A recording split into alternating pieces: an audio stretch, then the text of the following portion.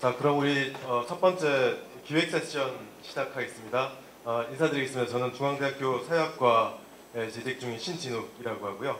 오늘 기획 세션 주제는 아까 개회식 때 총무위원장님께서 소개해 주셨던 것처럼 불평등의 도전 그리고 복지국가의 혁신이라는 제목을 갖고 있습니다. 원래 학회에서 이 임원진과 연구위원회에서 이 학회의 어떤 핵심 의제 이것을 결정을 할 때 이 애초 취지는 그러했습니다. 불평등이 우리가 기억하고 있는 바로 예를 들면 1997년 IMF 금융위기 이후라든지 2008년, 9년, 10년 세계경제 위기를 겪으면서 등등의 역사적인 계기를 겪으면서 굉장히 심각해지고 있다. 이와 같은 정치적인 담론 내지는 학문적인 담론은 굉장히 오래된 것을 우리가 모두 알고 있습니다. 하지만 정확히 우리 한국 사회의 불평등의 이 어떤 어려움이 특별히 집중되어 있는 곳이 어느 곳이며 그와 같은 이 불평등 구조를 재생산시키는 정확한 기제가 무엇인지 또 그것을 개선하는 것을 가로막고 있는 우리 복지정치에서의 장애물들이 어떤 것인지 이것을 보다 더 구체화시켜야겠다라는 그런 문제의식에서 출발을 했습니다. 그런데 이후에 이 코로나 시대의 도래라고 하는 예기치 않은 커다란 사회적 충격을 저희가 경험을 하게 된 것이고요. 그를 통해서 저희가 애초에 생각했던 한국 사회 불평등의 문제, 또 복지정치 과제라고 하는 것이 더욱더 절박한 과제가 되었다라고 생각을 합니다. 많은 분들께서 이미 생각을 하고 계실 것이고 또 여러 이 코로나 시대에 대한 우리의 담론을 통해서 논의를 하고 있는 문제입니다만 이 코로나 시대 이후에 우리 사회의 구조가 그리고 우리의 정치가 어느 방향으로 나갈 것인가에 대해서 여러 가지 가능한 시나리오에 관한 토론들이 있습니다. 코로나 시대 이전의 우리의 불평등 구조가 소위 말하는 이 재난자본주의의 경로를 거치면서 더욱 가속화될 수 있는 가능성 그리고 과거의 불평등 구조가 어느 정도는 지속되면서 부분적인 개혁이 이루어질 수 있는 가능성 그리고 마지막으로 이 위기를 계기로 해서 근본적인 사회의 패러다임 전환을 할 수 있는 가능성 이런 여러 가지 가능성들이 아직까지 경합하면서 열려있는 그런 단계라는 생각이 듭니다. 우리 모두가 알고 있듯이 불평등이라고 하는 것은 어떤 숫자나 문자의 문제라기보다는 살아있는 인간의 생명과 존엄의 문제인 것을 저희가 알고 있습니다. 바로 그 측면에서 지금 우리가 겪고 있는 코로나 시대의 불평등의 문제는 더욱더 심각하고 긴급한 것이 되고 있다고 생각을 합니다. 그래서 그런 맥락에서 오늘 이 한국의 학계 여러 학제 분야에서 불평등과 복지정치에 관해서 가장 저명하신 분들을 발표자, 토론자로 모실 수 있게 돼서 너무나 기쁘게 생각을 합니다. 그래서 두 분의 발표자가 계십니다. 한 분은 중앙대 사회학과 신광영 교수님께서 한국의 불평등 진단과 대안에 대해서 발표를 해주시겠습니다. 먼저 인사 부탁드립니다. 큰 박수로 보내주십시오. 먼저 소개를 하고 시작을 하시는 것 같습니다. 두 번째 발표자로 연세대 행정학과 양재진 교수님 모셨습니다. 네, 한국 복지국가의 발전을 저해하는 제도적인 또 노동시장 산업구조, 인구학적인 측면 여러 가지 오늘 짚어주시겠습니다. 그리고 오늘 또한 토론진도 아주 훌륭하신 분들 모시게 됐습니다. 먼저 연세대학교 사회학과 불평등 연구자 김영미 교수님 소개해드리겠습니다. 네, 두 번째로 카톨릭대 사회복지학과 재직 중이신 백승호 교수님 소개해드리겠습니다. 네, 세 번째로 강원대 부동산학과 재직 중이신 경제학자 정준호 교수님 소개해드리겠습니다. 네, 그럼 오늘 10분 늦게 시작을 했으니까요. 예전보다 10분 더 연장을 해서 2시 50분까지 하기로 하고요. 발표자 두 분 선생님께서는 약 25분 정도 두 분 발표를 해주시고 토론자분들께서 10분 이내로 토론을 해주시면 저희가 한 20, 30분 정도 자유 토론을 할 수 있는 시간을 가질 수 있을 것 같습니다. 신광 교수님 부탁드립니다.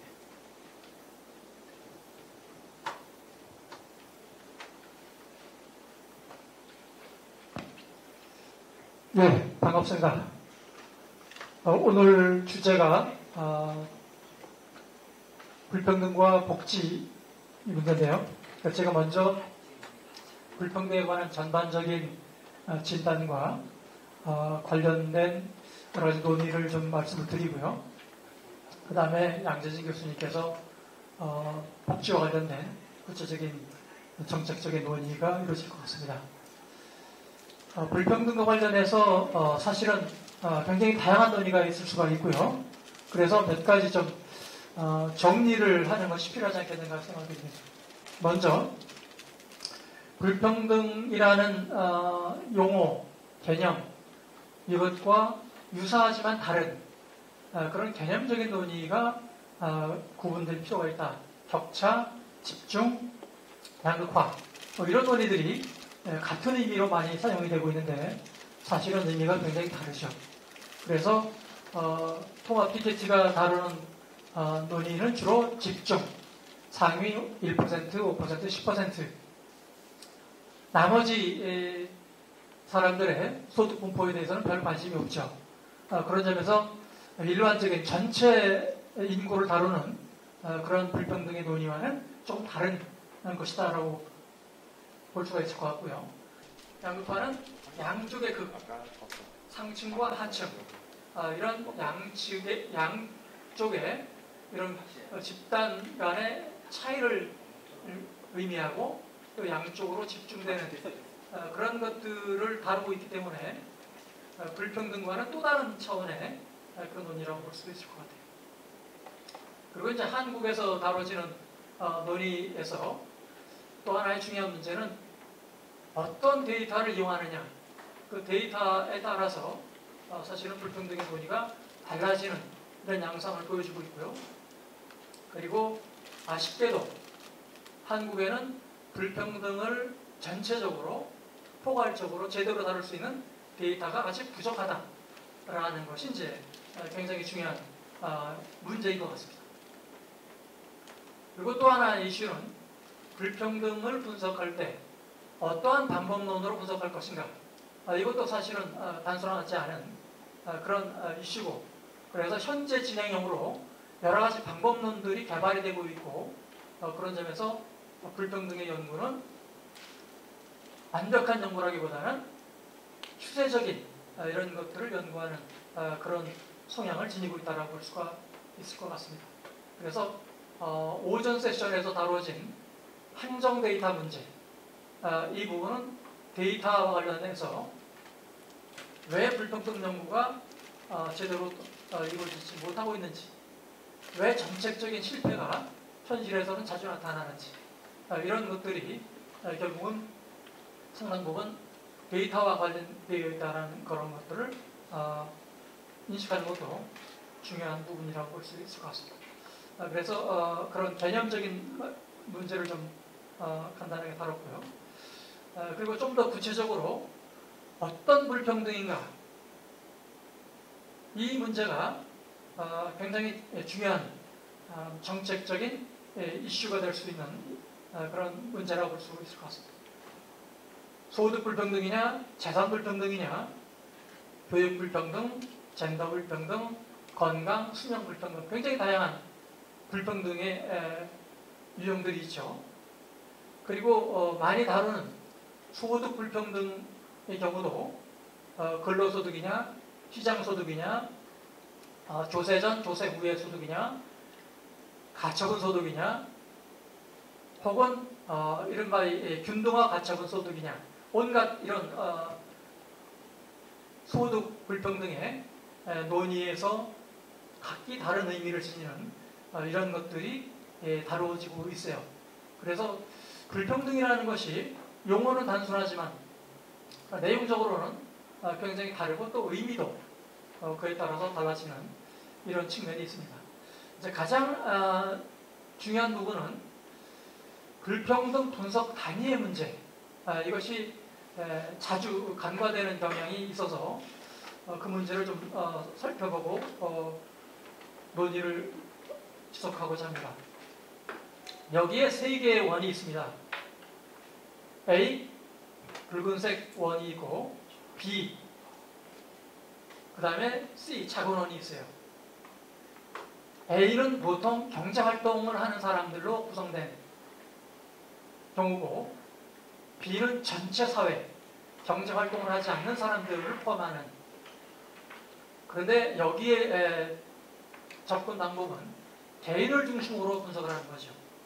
그리고 여기 녹색의 사각형에는 주로 이 피고용자, 중간계급과 노동자 계급을 포함하는 피고용자들을 대상으로 보였어요. 그래서 피고용자들을 대상으로 하는 경우 주로 임금 불평등을 다루는 것이죠. 정규직, 비정규직, 그 다음에 전문직, 관리직, 뭐 이러한 형태의 이런 부분. 그 다음에 경제활동 전체를 다루는 경우에는 계급 문제죠. 자본가 계급도 포괄이 되고 자영업자, 뿌띠부르주아지도 포괄이 되는 이런 계급 문제로 많이 다뤄지는 이런 불평등입니다. 그리고 밖에, 붉은 원 밖에 있는 흰색, 이거는 경제활동을 하지 않는 사람들. 세모는 주로 여성들. 그래서 주부라든가, 그 다음에 노인, 네모는 남성들, 은퇴한 사람들, 실업자, 여러 가지 이유로 일을 할 수 없는 이런 사람들을 포함하고 있습니다. 오른편에는 가구를 중심으로 해서 재고 상황입니다. 그래서 이 가구의 유형이 1인 가구도 있고, 남성 1인 가구, 여성 1인 가구, 여기에 X는 비정규직. 그래서 한국 사회 비율을 어느 정도 맞추기 위해서 남성과 여성 비정규직을 포괄시켰어요. 그래서 여기에는 비정규직이지만 남편이 혹은 부인이 정규직인 경우, 일을 하는 경우, 아니면은 그야말로 1인 가구이면서 비정규직인 경우, 그런 것들이 다 각기 다른 의미를 지니고 있다는 것이죠. 그래서 이런 부분이 충분히 고려가 되어야만, 특히 이 가구의 문제, 이것은 한국에서는 주로 동질원 비율이 높기 때문에 고학력, 전문직, 고소득자끼리 결혼하는 이 비율이 높기 때문에 개인만 가지고 보는 경우하고 가구를 중심으로 해서 보는 경우 완전히 다른 이런 불평등에 관한 논의가 이루어질 수 있다는 것이죠. 그래서 이런 것을 중심으로 해서 개인 단위 접근이 기존의 많은 사회학을 포함하는 논의에서 다뤄진 부분이에요. 주로 노동시장, 뭐 고용 형태, 조직, 작업장 문제 이런 것까지. 그리고 경제활동상의 지위에서도 정규직, 비정규직의 문제도 이런 문제, 계급 문제도 그렇죠.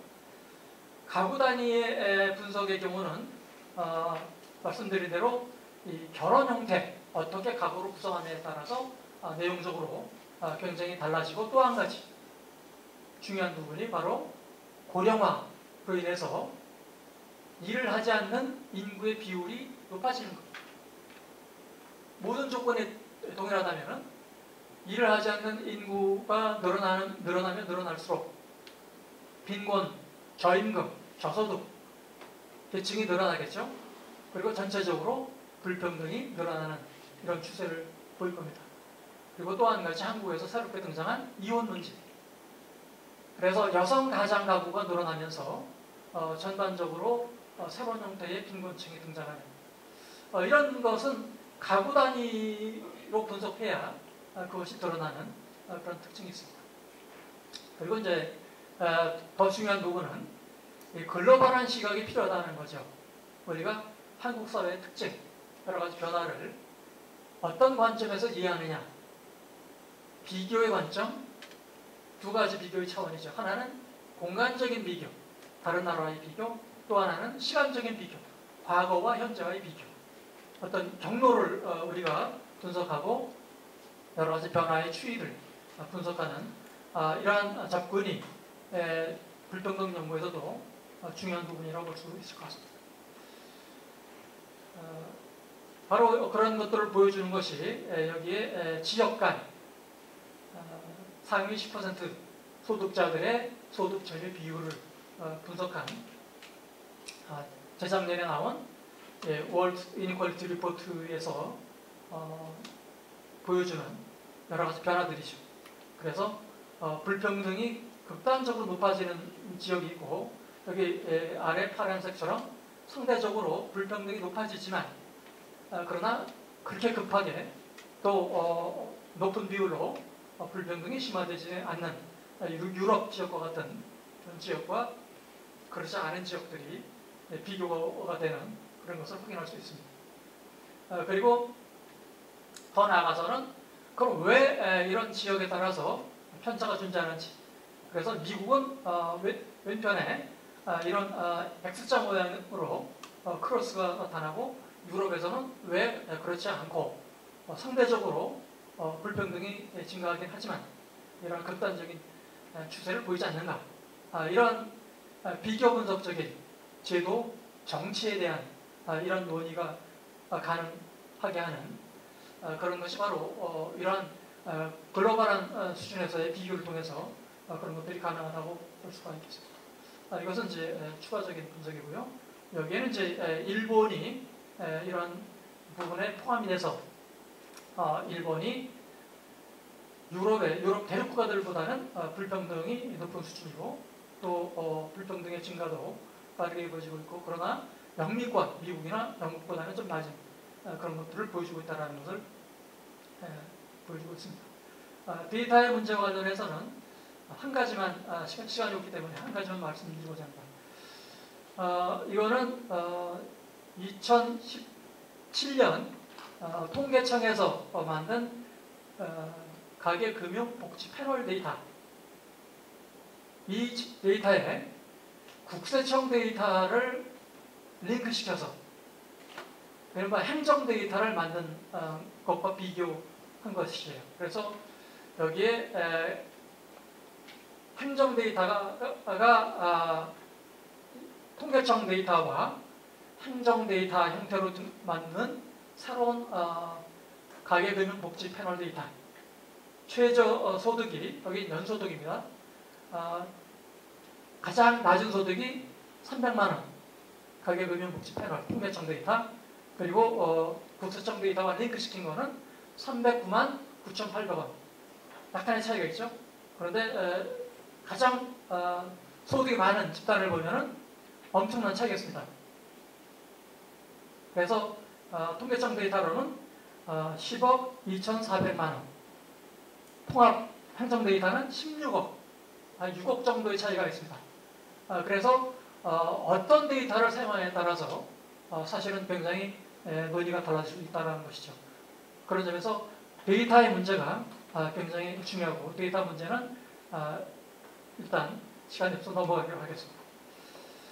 그 다음에 분석 방법과 관련해서 간단하게 정리를 했는데요. 참고를 하시고요. 그럼 한국에 세 가지 차원을 보려고 합니다. 하나는 노동시장에서의 임금 불평등, 그 다음에 가구 소득 불평등, 그 다음에 자산 불평등. 이 세 가지를 보면은 세 가지를 만들어내는 요인이 상당히 다르죠. 임금 불평등을 만들어내는 요인들이 상당히 다르고 그 요인은 하나가 아니고 상당히 복합적이고 그런 요인들이 서로 연계되어 있는 그런 것들이 특징입니다. 노동시장 불평등과 관련해서 여기 그림을 보시면은 맨 위에는 정규직 남성입니다. 그리고 기업 규모에 따라서 정규직 남성의 경우도 상당히 소득이 다르죠. 임금 수준이 다르죠. 그 다음에 기업 규모뿐만 아니라 고용 지위, 성별. 그래서 그 노란 선은 여성의 경우, 여성 정규직의 경우 기업 규모에 따라서 굉장히 달라요. 또 맨 아래는 비정규직 여성입니다. 한국 사회에서 가장 열악한 지위를 차지하고 있는 집단이 비정규직 여성이에요. 비정규직 여성 중에서도 특히 중소기업에서 일하는 비정규직 여성. 그 다음에 비정규직 남성의 경우는 대기업에서 일하는 경우에는 정규직 여성, 중소기업에서 일하는 경우보다 임금이 더 높아요. 그래서 기업 규모, 그 다음에 고용 지위, 성별 이런 것들이 다 여러 가지 방식으로 작동하고 있다는 것이죠. 그래서 한 가지만 봐가지고는 그런 부분들을 고쳐가기 힘들다. 이 교육 수준도 마찬가지죠. 교육 수준도 똑같은 교육 수준일지라도 기업 규모에 따라서 상당히 다른 그런 대우를 받고 있기 때문에 한국의 불평등이라는 것이 교육 수준, 기업 규모, 고용 지위, 젠더 이런 것들이 복합적으로 작용해서 불평등을 만들어내고 있다. 그것을 한꺼번에 고려해서 그럼 어떤 요소가 더 중요한가 이걸 분석한 결과가 여기입니다. 전체적으로 보니까 정규직, 비정규직이 가장 큰 비중을 차지하는 임금 불평등을 만들어내는 요인으로서 19% 정도 그런 것들을 만들어내는 그런 것으로 제시되어 있고, 그 다음에 기업 규모 이런 것들이 상대적으로 젠더, 교육, 직업, 연령 이런 부분들은 상대적으로 그 비중이 적은 것으로.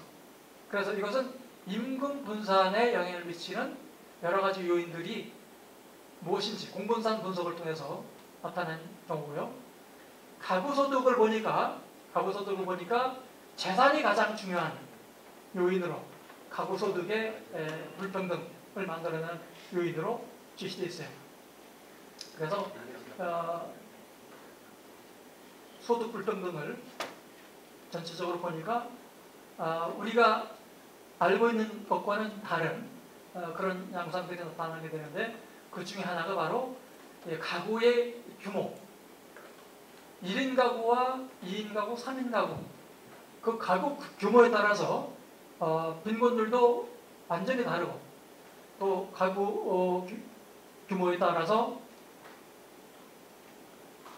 노동시장에서의 여러 가지 지위가 의미하는 바가 달라지는, 그래서 여기에 압축적으로 1인 가구 정규직, 비정규직, 여기서는 붉은 네모 안에는 1인 가구 비정규직 빈곤율이 22% 정도가 되고, 1인 가구 여성 비정규직이 40% 가까이 돼요. 굉장히 높아지는 거죠. 비정규직, 그 다음에 여성이라는 그런 것들이 만들어내는 이런 문제인데요. 비정규직 맞벌이 가구, 부부가 다 비정규직인 경우 빈곤율은 상대적으로 낮아요. 3.23%. 이것은 2017년 한국노동소득 패널을 분석한 결과입니다. 그리고 비경활 가구, 빈곤율이 66% 정도가 돼요. 그래서 이 가구의 문제, 어떻게 가구가 구성이 되느냐, 이것이 가구소득 불평등의 굉장히 중요한 요소라는 것을 보여주고 있습니다. 재산 불평등과 관련해서 재산 불평등과 가구 소득 불평등을 같이 동시에 보는 결합 분포를 보니까 양극화된 이런 양태를 보여주고 있어요.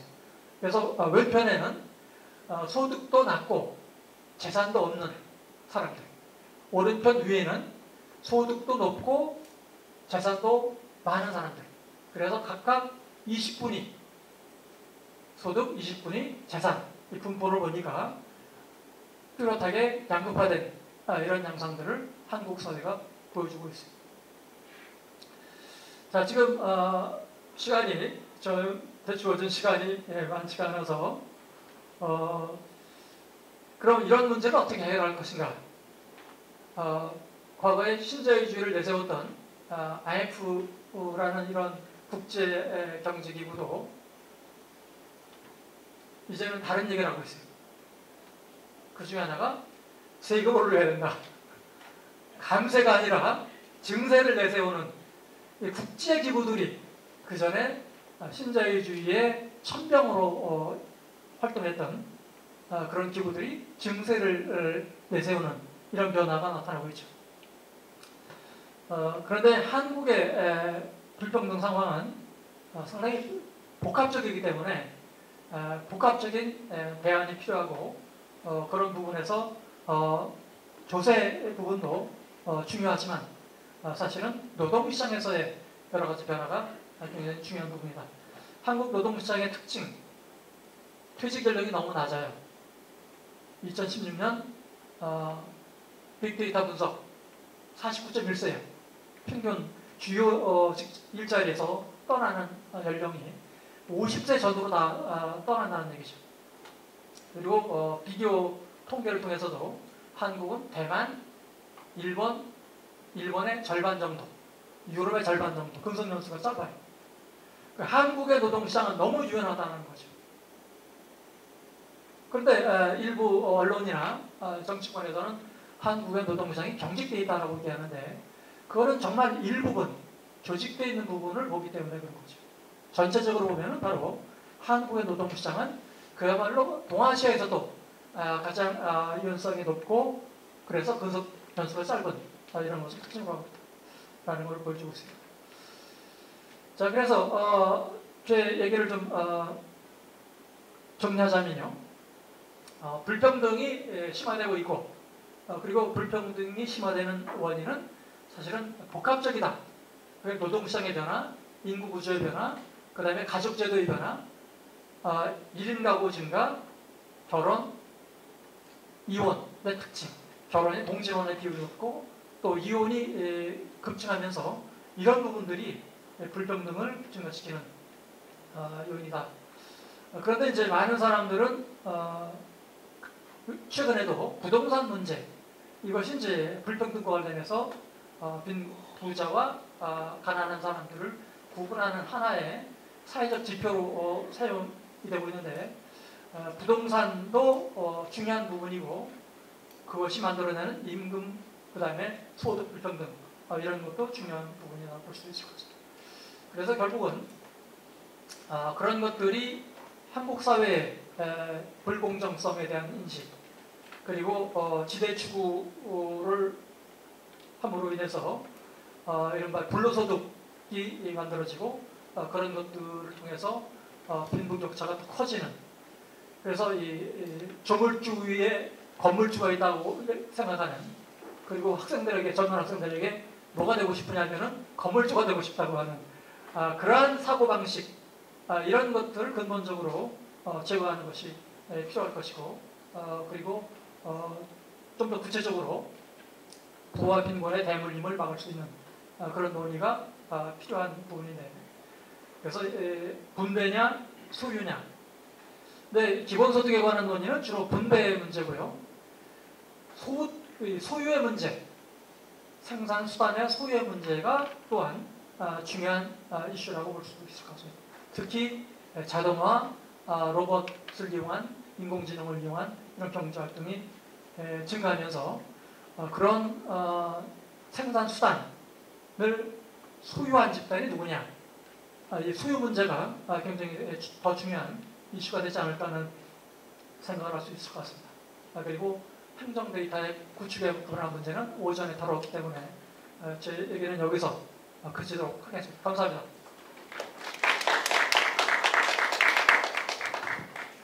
네, 신원희 교수님 감사드립니다.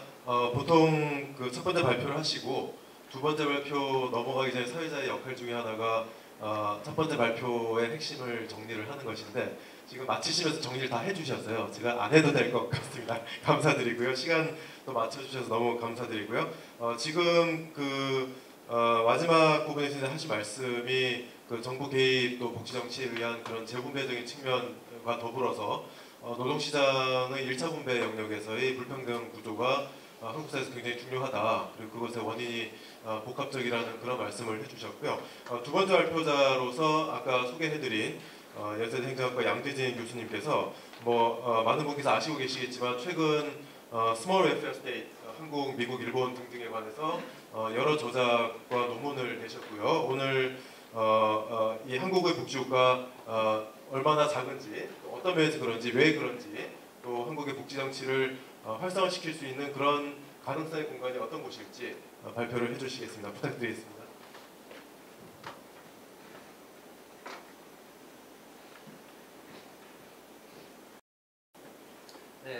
안녕하세요. 방금 소개받은 연대 행정학과 양재진입니다. 이 정도 거리 띄우고 하면 되겠어요? 예. 얼마나 많이 들어가 계시나 궁금하네요. 온라인을. 네, 오늘 제가 말씀드릴 것은 주제가 이제 작은 복지국가 한미일의 복지 정치입니다. 불평등에 대해서 좀 현황을 좀 많이 다각도로 신강현 선생님께서 말씀하셨는데, 제가 사실 불평등에 뭐 정치를 하면 직접적으로 좋아하겠습니다만 거기까지는 제가 아직 연구가 미치지 못하고 가까이 되라고 있고, 네. PD가 와서 지금 코치를 해주고 있습니다. 제가 이제 하던 연구를 좀 종합적으로 오늘 말씀드리는 시간이 됐으면 합니다. 저는 한미일의 복지 정치를 이번에 말씀드리려고 하는데, 왜 한미일이냐 하면 우리 이 표를 좀 보시면 복잡합니다만 한미일 이 3국이 유럽 복지국가와 비교해 볼 때 굉장히 유사한 특성들을 가지고 있습니다. 먼저 세금 보면은 좀 세금을 낮게 조금 갖고 있는 나라들이고 상대적인 겁니다. 그 다음에 사회 지출 수준이 상대적으로 유럽 국가에 비해서 낮고요. 그 다음에 지출에서 의료랑 연금이 차지하는 비중이 좀 상대적으로 높은 편이고, 그 밖에 다른 이제 가족이라든지 적정 노동 시장 정책 같은 쪽에는 또 좀 낮게 쓰니까 상대적으로 좀 적게 쓴다라든지요. 민간 의료보험이나 뭐 사적 연금이라든지 이런 것에 대한 비중이 상대적으로 높고요. 그 다음에 재분배 효과는 우리 신경 선생님이 말씀해 주셨듯이 조금 다른 유럽 국가에 비해서 떨어지는 이런 경향을 보입니다. 그래서 왜 이 세 나라는 조금 유럽 국가랑 다른 패턴을 보이는가라는 것에 대한 관심을 갖고 연구를 하고 있습니다. 또 이제 제 연구를 좀 비판적으로 보시는 분들은, 아니 한국이 아무리 그래도 일본이나 미국하고 차이도 상당히 큰데 한 묶음으로 할 수 있느냐. 한국이 GDP를 예를 들면 뭐 11% 사회 지출을 하고 미국은 한 18 쓰고 일본은 23% OECD 평균보다 많이 쓰는데 뭐 이런 얘기도 합니다.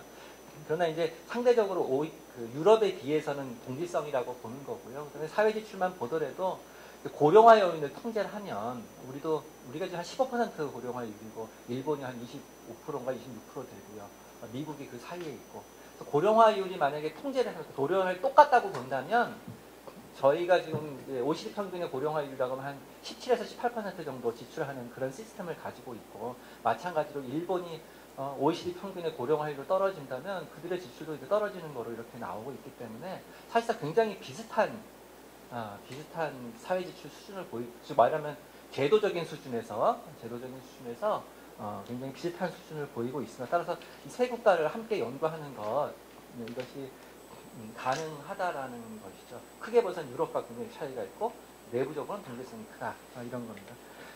이런 부분에 대해서 이제 저는 이제 정치학적 설명을 하는 거죠. 왜 이 세 나라는 복지가 크게 잘 발달하지 못했는가, 정치적인 설명을 이제 하고자 하는 겁니다. 그렇다고 해서 발전이 없었다 이건 아니에요.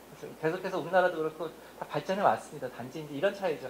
제가 이제 얘기할 것 좀 먼저 말씀드리면, 제도적인 배열에 우리가 좀 우호적이지 않은 복지 발전에 우호적이지 않은 제도적 배열을 갖고 있기 때문에 발전은 하지만 마치 유럽 국가들이 10kg짜리 등짐을 지고 산을 오를 때 우리는 한 15kg짜리 등짐을 지고 올라야 되는 이런 상황이다, 이렇게 표현하시면 좋을 것 같아요. 그러니까 발전은 하지만 좀 늦고 좀 뒤쳐져서 가는 이런 모습을 보인다는 거죠.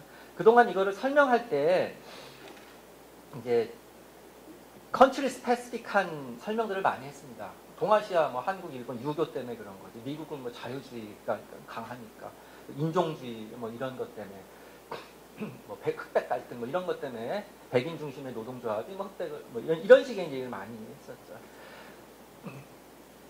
저는 이제 컨트리 스페시픽한 것보다는 좀 통합적으로 한미일 굉장히 떨어진 나라인 거 있죠. 한국과 일본은 같은 유교권이라고 볼 수 있지만 미국은 다르니까 이런 것을 함께 통합해서 보려고 설명하려고 하는 것입니다.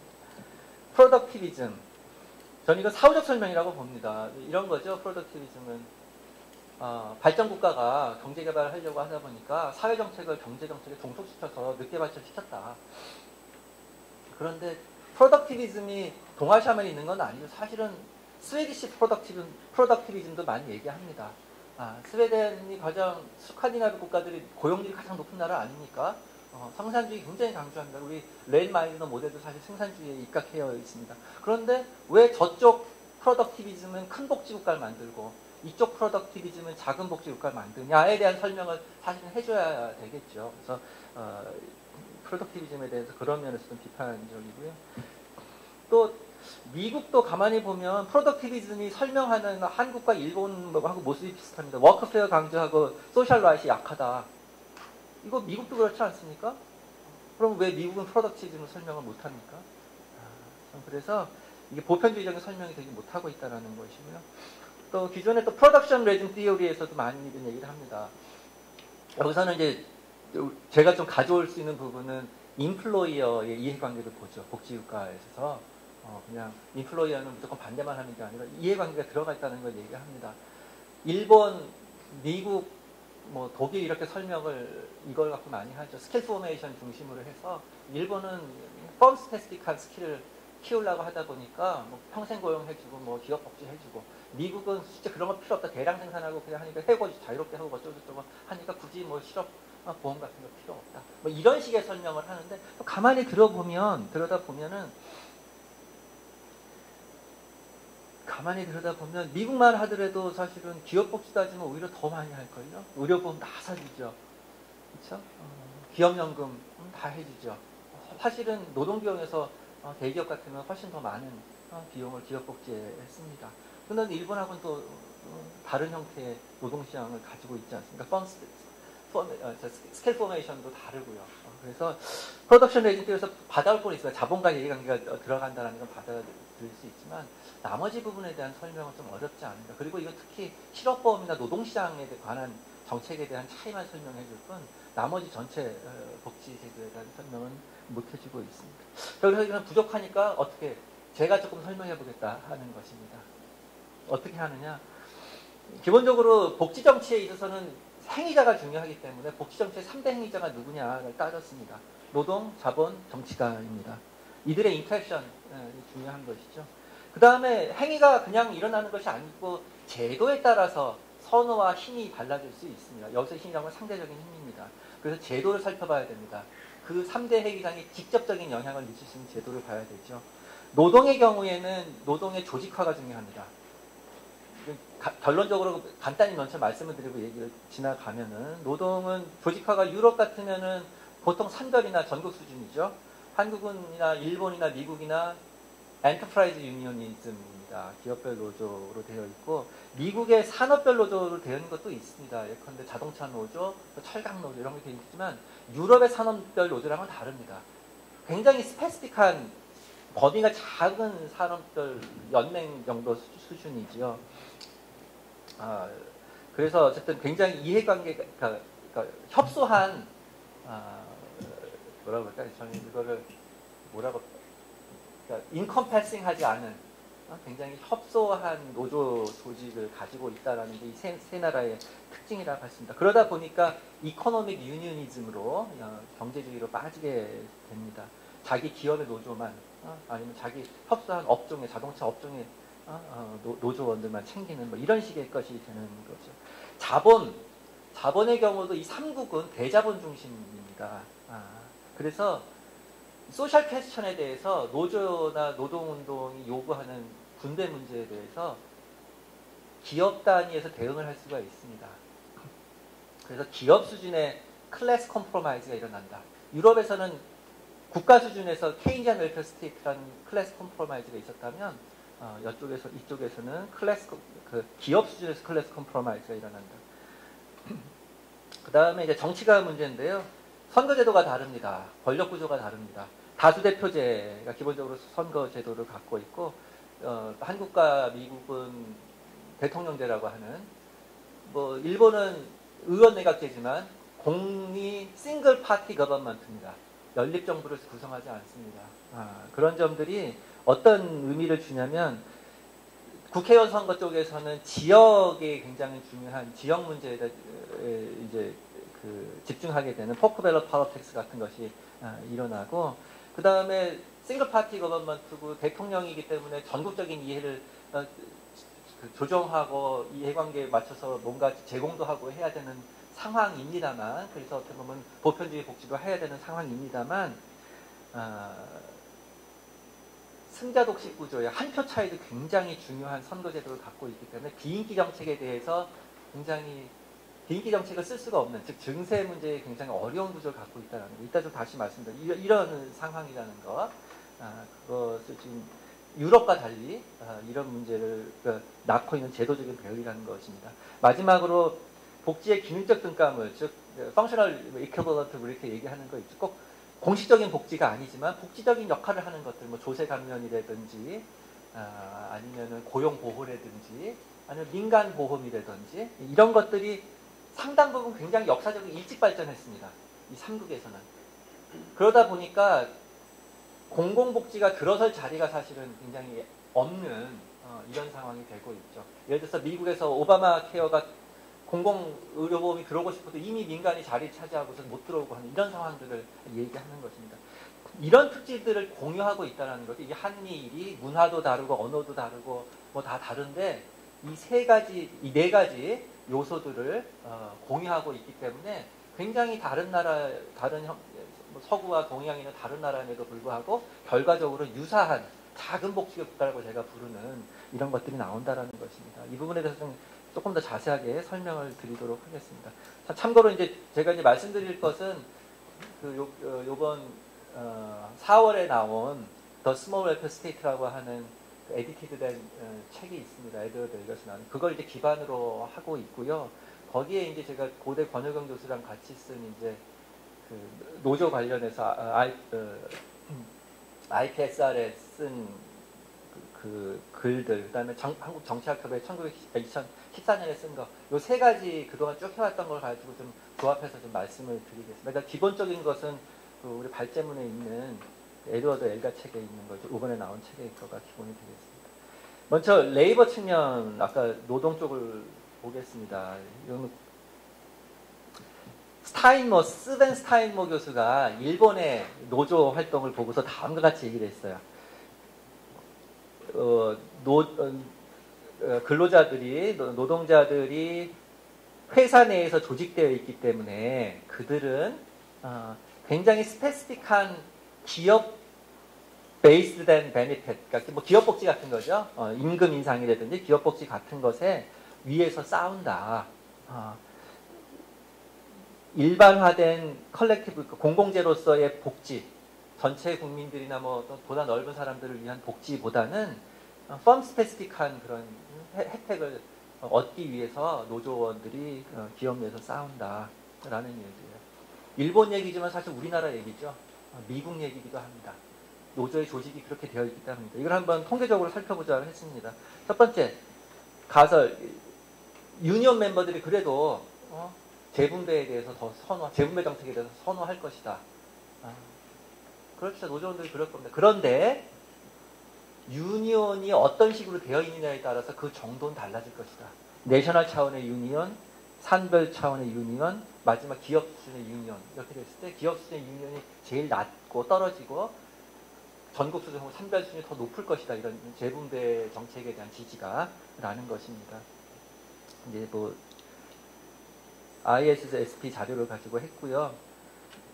뭐 여러 가지 이제 변수들을 집어넣습니다. 통제 변수 이렇게 넣었고요. 그래서 결과를 이제 해서 보시면 예상했던 대로 노조원들이 그 재분배에 대한 선호가, 재분배 정책에 대한 선호가 그렇지 않은 비노조원보다 높습니다. 맞습니다. 그 다음에 이제 여러 가지 통제 변수도 예측한 대로 나오고 있고요. 우리가 이제 관심을 가지고 있는 이 노조의 운동의 수준입니다. 웨이지 바기닝 레벨이 가지고 인디케이터를 잡았습니다. 즉 단체 협상이 기업 수준에서 일어나면 기업별 노조로 본 거고요. 단체 협상이 산별 수준에서 일어나면 산별 노조로 그 나라의 지배적인 게 산별 수준의 운동이라고 본 것입니다. 전국 수준인 경우에는 제일 높은 거고요. 웨이지 바게닝 레벨로 봤더니 웨이지 바게닝 레벨이 높을수록 재분배에 대한 선호가 높아지게 됩니다.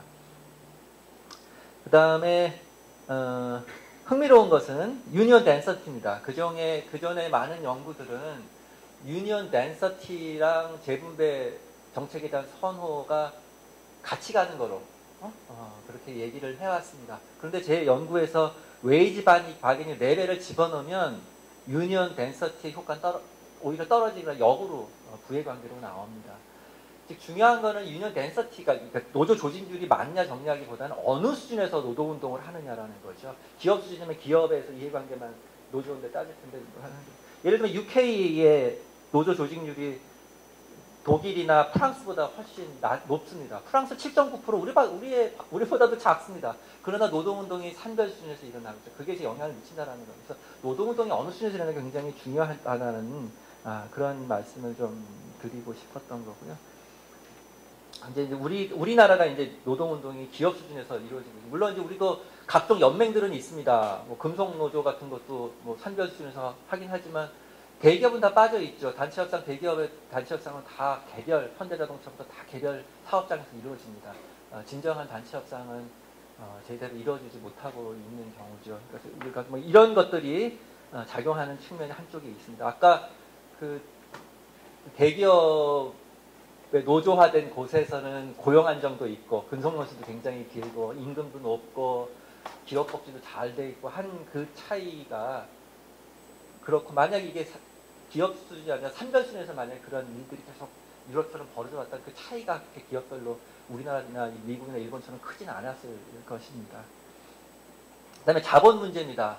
여기 보시면 이게 그 포브스가 선정한 세계 2000대 대기업의 표입니다. 나라별로 숫자를 해봤습니다. 미국이 560개로 가장 많습니다. 일본이 229개로 3등입니다. 한국이 5등입니다. 우리가 프랑스나 독일, 뭐 카나다, 뭐 스웨덴, 뭐 이런 나라보다 많아요. 그러니까 대기업 위주의 맞습니다. 글로벌 기업들이 많은 그런 나라입니다. 글로벌 기업의 이제 공공부분도 뭐 한전부터 해서 다 2000대 기업에 들어갑니다. 이게 의미하는 바는 뭐냐? 데스몬드 킹이 미국의 1930년대 상황을 보고서 쓴 글을 좀 따왔습니다. 미국의 대기업들은 다른 소기업보다 달리 플랜트 레벨에서 기업 수준에서 혹은 그 해당 섹터에서 노조와 협상할 마음이 준비가 되어 있고 그런 능력도 있다라는 것입니다. 그러나 전체 국민을 상대로 하는 그러한 공공복지라든지 어떤 그런 조치에 대해서는 서포트를 하지 않는다. 덜 서포트한다라는 것이죠. 그래서 이들은 지지할 때 보니까 액추에리아 그러니까 보험 수리적인 것, 그다음에 컨트리뷰션 그러니까 보험을 내는 사람에 대해서 수도권이 가는 그런 데 대해서는 지지를 하는 거고 텍스 베이스된 혹은 다른 퍼블릭 웰페어에 대해서는 지지는 덜하다. 이게 뭐냐면 이제 그 자기 노조 그러니까 자기 기업에서 자기도 돈 내서 사회보험도 하고 이러는 거 아닙니까? 거기에 대해서는 이제 자기 그 노조원들을 하고 이제 주거니 받거니 하는 그런 상황이 되는 것이니까 거기에 대해서는 말하자면 투자를 하고 받아들이겠지만 비용이 다른 데 나가는 것은 사실 좀 저하한다라는 그런 개념이 되겠습니다. 그래서 발달하는 것이 높은 수준은 아니죠. 그러나 낮은 수준의 사회보험에다가 기업복지가 발달하는 식으로 자본가들의 선호가 있다라는 것입니다. 역사적으로 봤을 때 미국에서 1930년에 그 유럽도 마찬가지입니다만 사회주의 운동과 함께 노동운동이 가장 강렬했던 시기입니다. 그 분기점에서 미국의 대기업들은 웰페어 캐피탈리즘을 얘기하면서 민간 의료보험 주고 이러면서 이제 컴프로마이즈를 기업 차원에서 하기 시작했죠. 그 다음에 분수령이 된 게 1950년 트리티 오브 디트로이트입니다. GM하고 노조가 기업 수준의 연금하고 의료보험을 갖기로 타협해서 했던 건데 버린 게 뭐냐? 톨레도 플랜을 버렸습니다. 그 지역에서 산별로 그 유럽식 같으면은 연금을 하는데 그 기금형 연금 있죠? 그걸 하려고 했던 건데 그것을 빠져나오고 기업주와 타협을 해서 기업 수준에서의 복지를 연금과 의료보험을 갖는 그게 트리티 오브 디트로이트인데 바로 그 패턴이 이제 그 다음에 이제 쫙 퍼지게 되죠. 남의 얘기가 사실은 아닙니다. 우리 얘기이기도 합니다. 일본도 1950년대 2차 대전 전후에 노동운동이 엄청 났었죠. 그때 일본 자본가들이 선택한 건 소위 말하는 일본식 경영입니다. 평생 고용, 기업 복지. 한국도 87년 대투쟁 이후에 엄청나게 싸웠죠. 89년부터 대자본이 선택한 건 일본식 매니지먼트 시스템입니다. 신경영 전략을 해서 뭐 대우가족, 삼성 이럴 때부터 들어왔던 게 그겁니다. 대자본은 능력이 있으니까요. 지불 능력이 있으니까 원하는 걸 주겠다라는 겁니다. 그리고서 평화를 산 거죠. 클래스 컴프로마이즈가 컴퍼니 레벨에서 일어났다. 유럽에서는 전국 수준에서 복지국가가 형성됐지만 여긴 그 차이가 달라지는 것입니다. 그 결과물은 아까 말씀드린 대로 낮은 수준의 사회보장, 사회보험 프로그램에다가 기업복지가 달라붙는 것, 거기에 고용보호 뭐 이런 것들이 되겠습니다. 상대적으로 그렇게 되다 보니까 노조가 굉장히 밀리턴트하지만 그 밀리턴트한 거는 내적으로 그냥 기업 내에서 흡수가 됩니다. 재분배 요구를, 분배 요구를 밖에 나가서 정부한테 할 이유는 사실 없지요. 그게 지금 우리 상황입니다. 그래서 뭐 대신에 보면 여태까지 우리나라 발전 보면 노조보다는 참여연대가 더 역할을 많이 한 거, 이런 것이 될 수 있을 것 같아요. 그 다음 정치가 문제 보겠습니다. 일단은 국회의원들 보면은 우리가 다수대표제로 되어 있습니다. 우리는 소선거구제, 일본도 옛날에 중선거구제는 다수대표제입니다. 1등부터 2등에서 5등까지 그냥 인물 해석 가능한 다수대표제 똑같습니다. 94년부터는 소선거구제로 일본도 바뀌었고요. 보시면은 정책 선호, 이건 한국 사례로 해놓은 겁니다만, 다음에 지역 선거에서 나가서 뭐 할래? 그러면은 지역구 관련 공약에 열심히 할래? 지역구 대표들의 답은 그렇습니다. 복지나 다른 것보다는 지역구에 열심히 하겠다라는 거죠. 지역구 관리 열심히 하겠다라는 거죠. 비례대표의 그 의원들의 응답과는 반대로 나타납니다. 그런데 또 대통령은 선거구가 작은 게 아니라 전체 선거구죠. 전체 선거구다 보니까 그럼 대통령한테는 필요한 정책이 뭐냐 그러면 경제정책, 보육, 뭐 노동정책 같은 것이 더 높습니다. 지역개발 이런 거 가장 낮아요. 순서가 우선순위가 가장 낮은 정책입니다. 왜? 전국에서 유권자 동원해야 되니까 공공재로 할 수밖에 없습니다. 안보 문제, 경제 문제, 일자리 문제, 복지 문제 갖고 경쟁할 수밖에 없습니다. 자, 그런데 대통령은 단순 다수제에 의해서 뽑힙니다. 그것이 주는 것은 아까 말씀드렸듯이 비인기 정책을 쓰기가 굉장히 어렵습니다. 정책을 채택하기가 어렵습니다. 왜? 한 표 차이라도 지면은 그냥 끝나는 거니까. 만약에 비례대표제였다 생각을 하면 10% 지지가 빠졌다 하더라도 의회에서 의석이 10% 그만큼만 빠지면 되는 거죠. 그러나 만약에 10%면 선거 그냥 다 지는 거죠. 뭐 10%가 아니라 지난 대선 때, 지난 대선은 아니었구나. 뭐 문재인, 뭐 박근혜 대통령 둘이 붙으면 2% 차이 이렇게 되지 않습니까? 그리고 요번에도 선거구제 보시면 통합당이 40몇 % 얻었고 43%인가? 그러고 민주당이 50% 안 되잖아요. 48% 뭐 이렇게 되는데 그 실제적 의회에서 차지하는 격차는 엄청나게 크지 않습니까? 이 몇 퍼 차이가 굉장히 중요한 이런 상황입니다. 게다가 싱글 파티 거버먼트이기 때문에 두 가지 문제가 있습니다. 아이덴티파이어빌리티, 비인기 정책 누가 했는지 쉽게 알아볼 수 있습니다. 그 다음에 어카운터빌리티, 처벌을 하기가 쉽습니다. 지지가 좀만 빠져도 다 그냥 잃어버리는 거죠. 선거에서 참패하게 됩니다. 처벌이 용이합니다. 비례대표제면 처벌이 아까 말도 10%가 아니라 10%밖에 처벌을 못하는데 10% 빠지면 전체를 다 몰살시킬 수가 있습니다. 참패하게 만들 수 있죠. 그렇기 때문에 정치가들 굉장히 조심스럽습니다. 빈기 정책에 대해서. 이 구조를 미국이나 한국이나 일본이 똑같이 갖고 있는 것입니다. 한번 통계 분석을 해봤습니다. 싱글 파티 거버먼트에는 조세 수준이 낮을 것이다. 위너 테이크스 올 시스템, 다수대표제일 때는 어카운터빌리티 문제 때문에 조세 수준이 낮을 것이다. 그 다음에 선거가 전국적인 선거가 자주 있으면, 혼날 기회가 많이 있으면 많이 있을수록 비인기 정책을 쓰기가 어렵죠. 그래서 전국적인 선거가 빈도가 많으면 비인기 정책을 쓰기 어려울 것이다. 아니, 조세 수준이 낮을 것이다라고 본 거고요. 여러 가지 통계 변수를 해서 봤습니다. 결론은 예상했던 대로 나옵니다. 일렉토럴 포뮬라는 다수대표제냐 아니냐 이거 갖고 한번 넣어봤고요. 또 비슷한 개념에서 선거구가 크냐 작냐 이것도 한번 넣어봤고요. 그 다음에 그 책임을 쉐어할 수 있는 연립정부냐 아니면 단독정부냐 뭐 이런 것도 넣어봤고, 거버먼트 대통령제냐 의원내각제냐 이런 것도 넣어봤습니다. 그 다음에 frequency of election, 아까 말씀드린 대로 전국적인 선거를 자주 하느냐 얼마나 많이 하느냐 이런 걸 보면 결국엔 다 예상했던 대로 조세 수준과 연관이 있는 거로, 낮게 나오는 거로 그렇게 됩니다.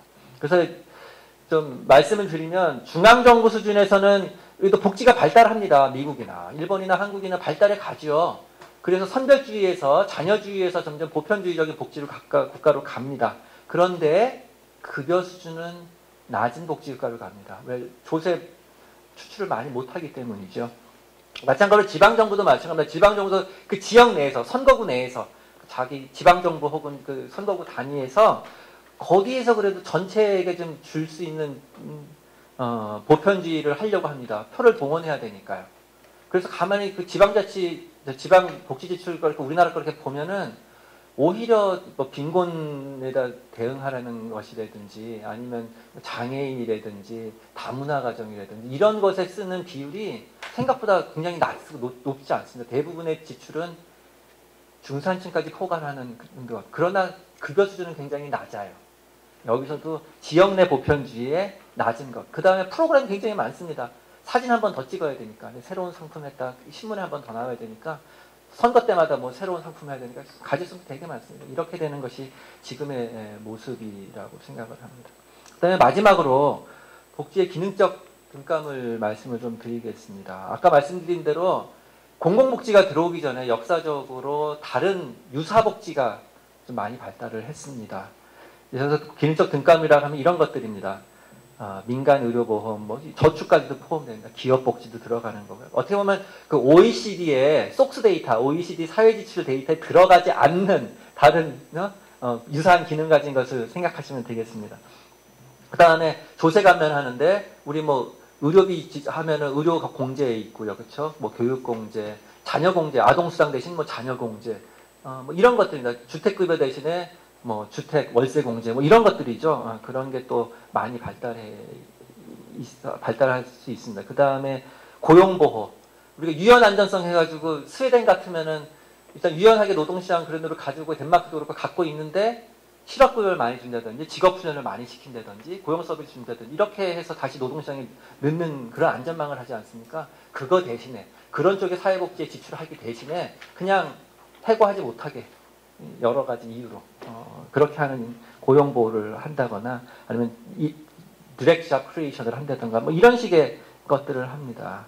그 다음에 근로자가 아닌데도 여러 가지 보조금 같은 걸 특히 농민들에게, 왜냐하면 지역 단위로 되어 있기 때문에 농촌의 농민들에게 지역구 의원들이 해줄 수 있는 거는 이제 역시 농민들에 대한 무슨 지원, 뭐 보조금 같은 거 해주는 것이 이런 게 대신 발달합니다.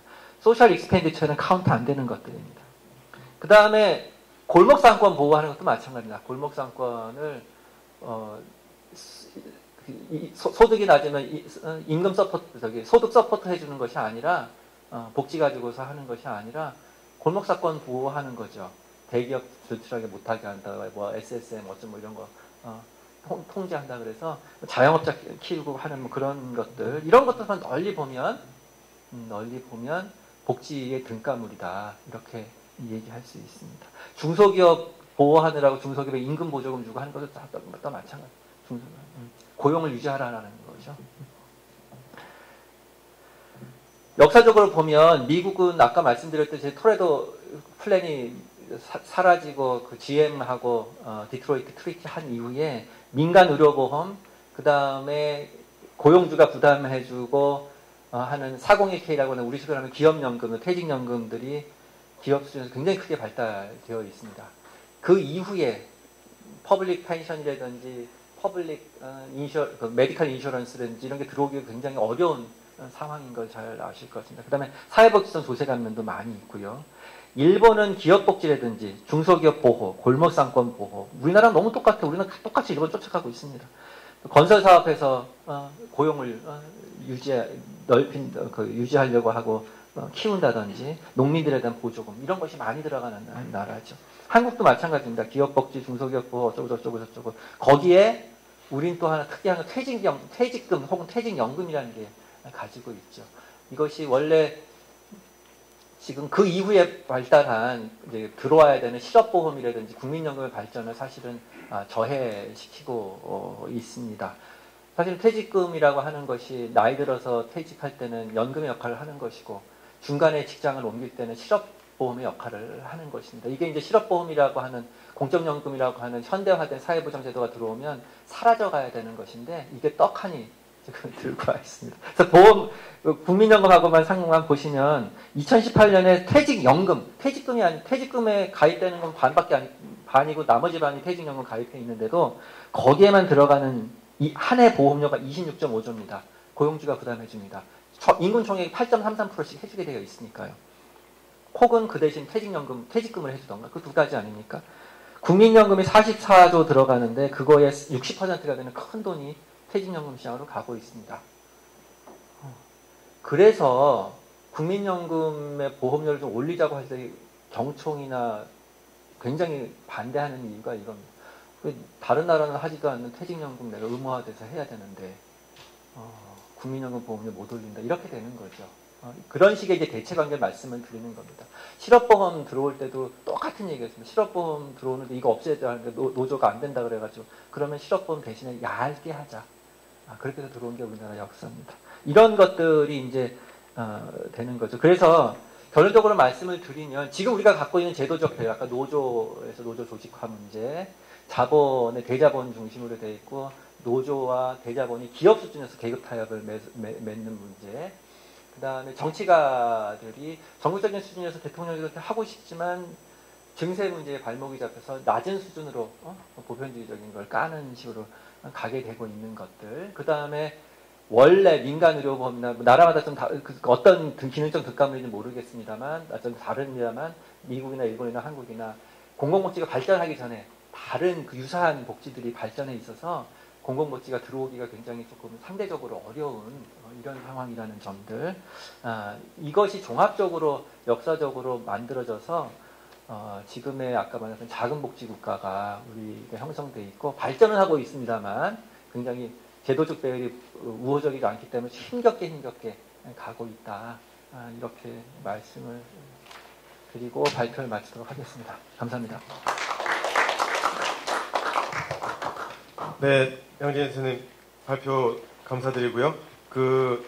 조작의 제목이기도 한 작은 복지국가의 정치경제학, 이 입체적으로 정치적인 또 이 경제적인 또 노동조합의 조직 구조에 이르기까지 여러 측면을 잘 소개를 해주신 것 같습니다. 먼저 그 지정 토론자분들 토론을 듣겠습니다. 아까 소개드린 김영미 교수님, 백성호 교수님, 그리고 정준호 교수님. 김영미 교수님은 불평등연구회 아주 핵심 역할을 해주고 계시고요. 또 소득불평등, 노동시장, 젠더연구 등의 영역에서 또 백성호 교수님은 노동시장, 복지국가, 기본소득연구 그런 부분들, 또 정준호 교수님 산업경제학, 자산불평등 연구, 또 최근에는 노동시장, 소득불평등 연구까지 아주 제가 시간만 충분하다면 모두 발표자로 다 자세한 발표를 듣고 싶으신 최고의 전문가 분들이십니다. 각각 10분 이내로 가능하시다면 그렇게 지금 발표하신 것에 대한 코멘트와 더불어서 이 큰 주제에 대한 의견 말씀해 주시면 감사하겠습니다. 김영미 교수님 시작해 주시죠. 네. 10분 이내 짧은 시간 안에 이 얘기들을 좀 하려면 좀 컴팩트하게 진행을 해야 될 것 같은데, 사실 이 불평등과 이 국제정치 이걸 그러니까 두 분이 이렇게 하신다고 발표를 하신다고 했을 때부터 기대가 컸었습니다. 되게 한번 이번에 되게 큰 그림을 그려볼 수 있겠구나. 두 분이 그리시는 큰 그림은 어떤 걸까 되게 궁금했었고, 정말 기대에 어긋나지 않게 그 기대 이상으로 한번 제가 좀 다른 생각들을 해볼 수 있는 기회였던 것 같습니다. 특히 신광영 선생님 다음 학기 저희 그 대학원의 사회계층과 불평등 그 강의에 쓸 재료를 주셨어요. 그래서 한번 너무 감사드리고요. 예. 잘 쓰겠습니다. 예. 그런데 이제 신원 선생님 논문과 그다음에 양진 선생님 논문을 보면서 제가 떠올렸던 화두는 뭐였냐면, 큰 화두는 분배 정치, 복지 정치의 미시적 기초라는 화두를 가지고 시작을 했습니다. 그러니까 마이크로 파운데이션, 미시, 그러니까 개인적 수준에서의 기재와 그다음에 전환의 계기들을 어떻게 만들 것인가, 이걸 가지고 이제 시작을 고민을 좀 했고요. 그 얘기들을 조금 오늘 시간 동안에 좀 풀어보겠습니다. 그러니까 신원 선생님 논문 정말 이렇게 아주 굉장히 포괄적으로 지금 한국의 불평등의 양상과 진단도 해주시고 대안도 이렇게 제시를 해주셨는데, 제가 보기에 그러니까 한국에서 지금 불평등이 90년대 중후반 이후에 증가됐던 양상을 보면 저는 굉장히 흥미로운, 선생님 거기서도 계속 드러나지만 양상을 보면은 흥미로운 게, 그러니까 신자유주의적인 담론이 확산되고 개인주의가 확산됐다고 하는데 실제로 불평등이 나타나는 방식을 보면 개인화된 양상으로 나타나지 않거든요. 그래서 개인 간의 개인화된 양상이라는 건 뭐냐면 집단 내 불평등이 집단 간 불평등을 압도하는 형태입니다. 개인화된 양상으로 나타나는 것은 아니고 범주화된 형태로 나타나고 있습니다. 그래서 다시 말하면 신자유적인 담론 확산 이후에도 불구하고 범주적인 불평등, 그래서 사회적인 기존의 그 사회가 만들어낸 어떤 사회적인 지배와 억압을 위해서 만들어낸 그런 범주들 있지 않습니까? 젠더라든지 계급이라든지 연령이라든지 이런 그 범주들은 여전히 있고, 그 다음에 여기에 더해서 과학기술 변화나 산업 변화 아니면 시장 상황의 변화로 야기되는 시장 조건의 변화가 불평등을 일으키는 양상은 그런 범주들을 통해서 나타나게 된다는 것이죠.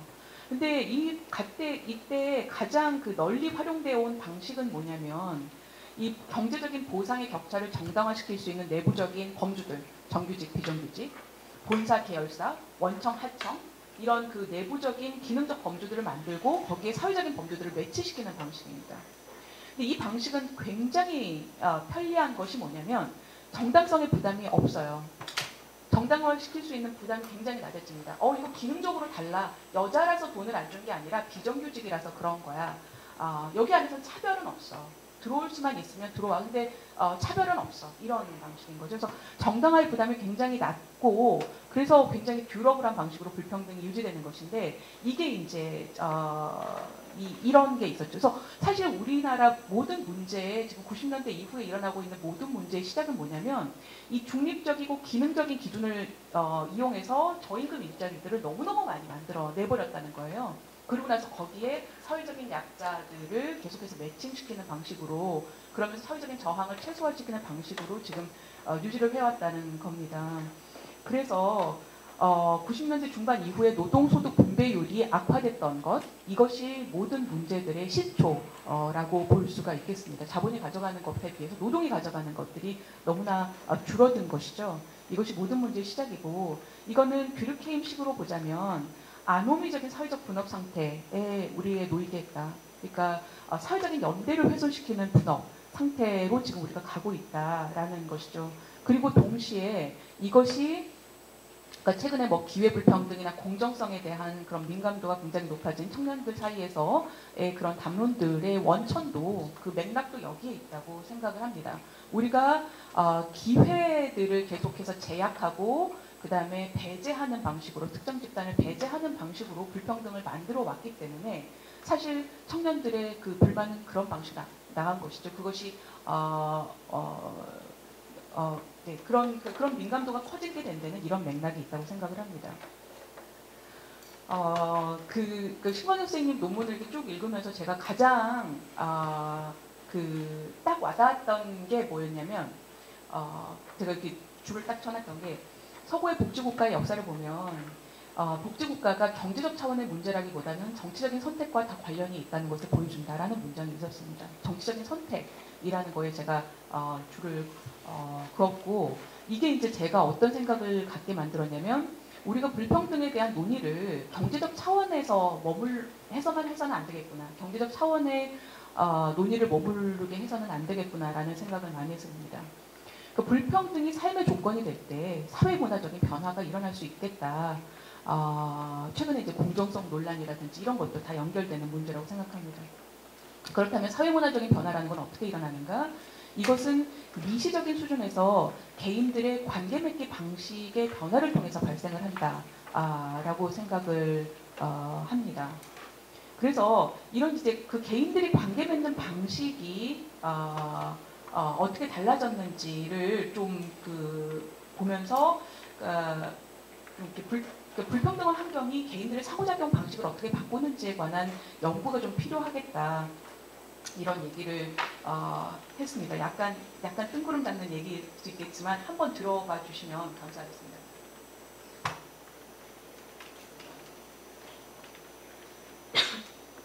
그러다 보니 불평등에 대한 논의를 할 때도 대안을 논의를 할 때도 우리가 개인들 간의 사회적 관계 동학에 대한 이해를 먼저 하고 거기에 기반해서 대안을 논의할 필요가 있겠다. 근데 지금까지 우리의 논의를 보면 경제적 차원의 불평등 현상에 초점을 맞추고요. 그래서 이제 대안이라고 제시하는 걸 보면 우리는 분배 상태 1에서 분배 상태 2로의 전환. 이게 이제 정책 목표로 제시되는 겁니다. 근데 문제는 분배 상태 2로의 전환은 어떻게 일어나느냐 하는 것이죠. 개인들의 정치적인 선택이 공공성을 강화하는 방식으로 일어나지 않는다면, 다시 말해서 불평등으로부터 야기되는 사회적인 위험에 집단적으로 대응하는 방식을 선호하는 선택, 이것이 일어나지 않는다면 전환은 일어나지 않거든요. 분배 상태의 전환은 일어나지 않는데, 이런 복지국가를 위한 정치적인 전략을 짜는 연구자들, 그 다음에 정책 결정자들은 다 분배 상태 1은 나쁘고 분배 상태 2는 좋으니 분배 상태 2는 이런 상태다. 분배가 개선된 이런 상태다라는 것을 묘사하는 데만 초점을 두고 있다라는 느낌이 들었습니다. 그런데 더 중요한 것은 거기에 그 청사진을 그리는데 그치는 게 아니라 어떻게 그 상태로 갈 수 있는지, 다시 말해서 개인들의 공공성에 대한 감각을 어떤 방식으로 고양시킬 것인지에 대한 답이 같이 들어가지 않는다면 사실은 우리는 계속해서 지금의 사태를 되돌이하는 방식밖에 되지 않겠다라는 생각이 듭니다. 그러니까 불평등은 명사가 아니라 동사라고 생각을 합니다. 불평등한 배분 상태, 자원의 배분 상태라는 것은 개인들의 산경험, lived experience라고 하는 그 개인들의 산경험의 가장 근본적인 맥락이 되는 거거든요. 그래서 불평등이 극복 불가능한 사회적인 상태라고 인식될 때 개인들한테는 그것은 적응의 목표가 됩니다. 그래서 각자도생, 우리가 굉장히 조롱의 의미로 많이 쓰고 있는 각자도생의 상태다. 경멸과 조롱의 의미로 많이 쓰고 있는데 사실은 각자도생이라는 것은 개인들이 어렵사리 겨우겨우 찾아내고 갈고 닦은 적응의 도구입니다. 내가 사는 세상에서는 홀로서 알아서 살 길을 찾는 것만이 가능하고 바람직하다라는 정서가 사실은 지금 있는 거죠. 그리고 그것은 개인을 속박하는 전통적 관계로부터의 해방을 의미하기도 하기 때문에 위계적 관계의 약자들이 적극적으로 수용하는 그런 도구이기도 합니다. 근데 이제 이런 각자도성의 정세적인 상태가 이제 사회적인 소팅을 강화하는 방식으로 지금 나아갈 수밖에 없는 그런 상황이라는 생각이 듭니다. 얘기를 좀 정리를 해야겠네요. 자, 그래서 양재준 선생님 말씀드려서 이런 고민을, 그러니까 우리가 미시적인 이 어떤 분배 정치의 전환에, 복지 정치 전환의 미시적인 기초들, 개인을 어떻게 변화시키고 개인들을 어떻게 이해할 것인가, 개인들의 상호작용을 어떻게 이해해서 어떤 미시적인 상태 1로부터 미시적인 상태 2로의 전환을 이뤄갈 것인가에 대한 우리가 아이디어를 제공하지 않는다면 사실은 우리가 사상 누각의 논의를 하고 있는 것일 수도 있겠다.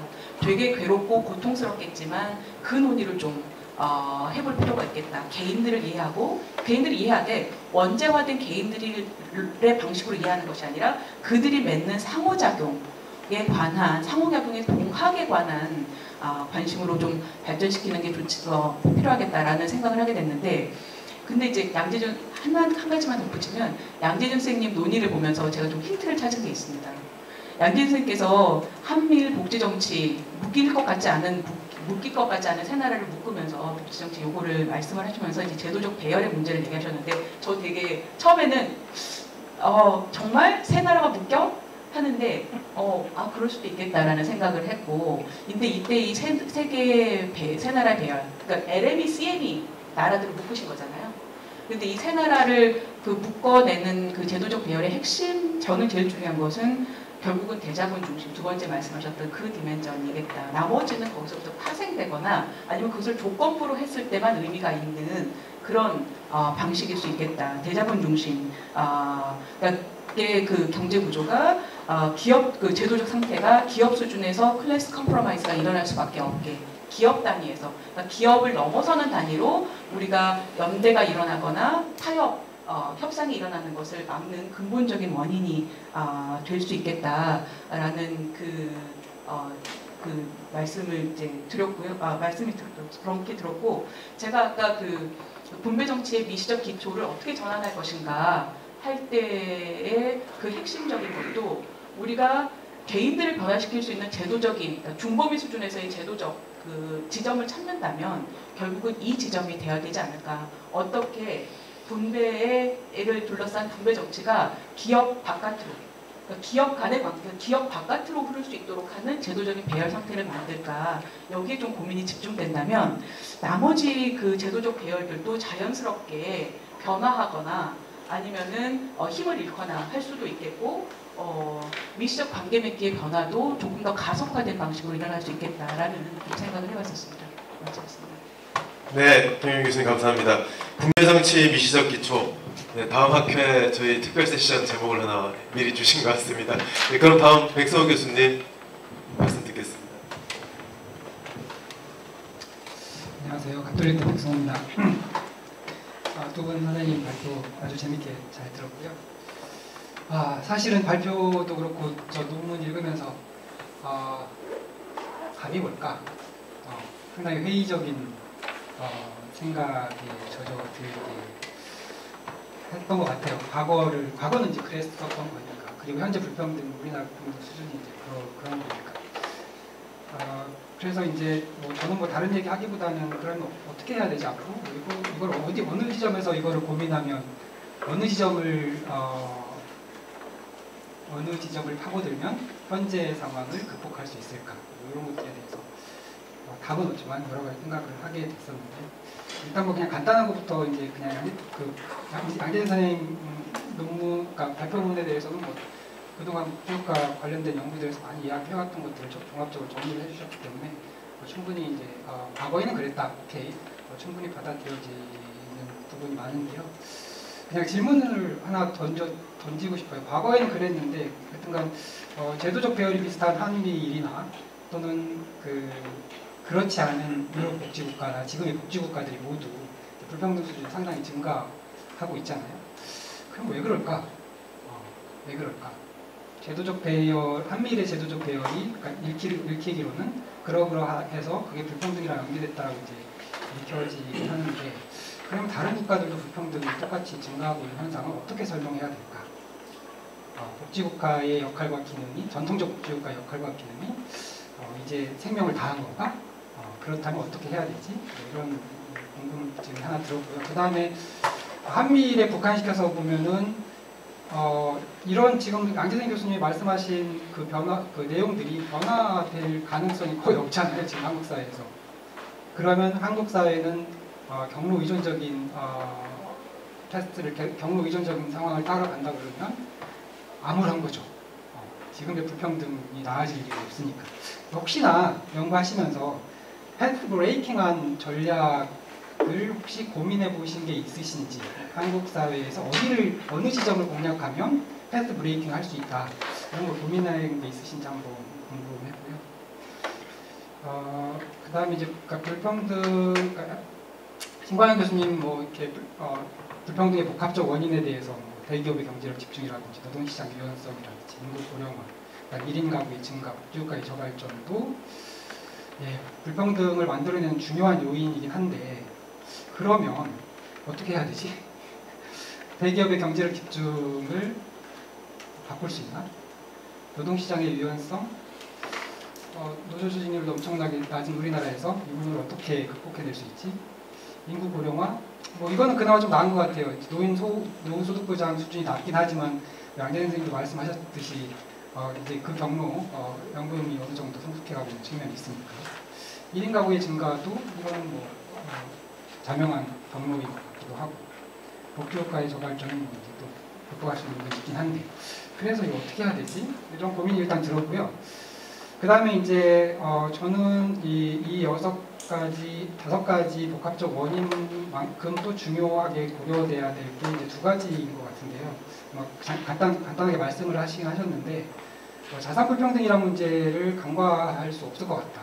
자산 불평등이라는 문제를 특히 이제 토지에서 나타나는 이제 불로소득의 문제 이런 부분을 간과할 수 없겠다.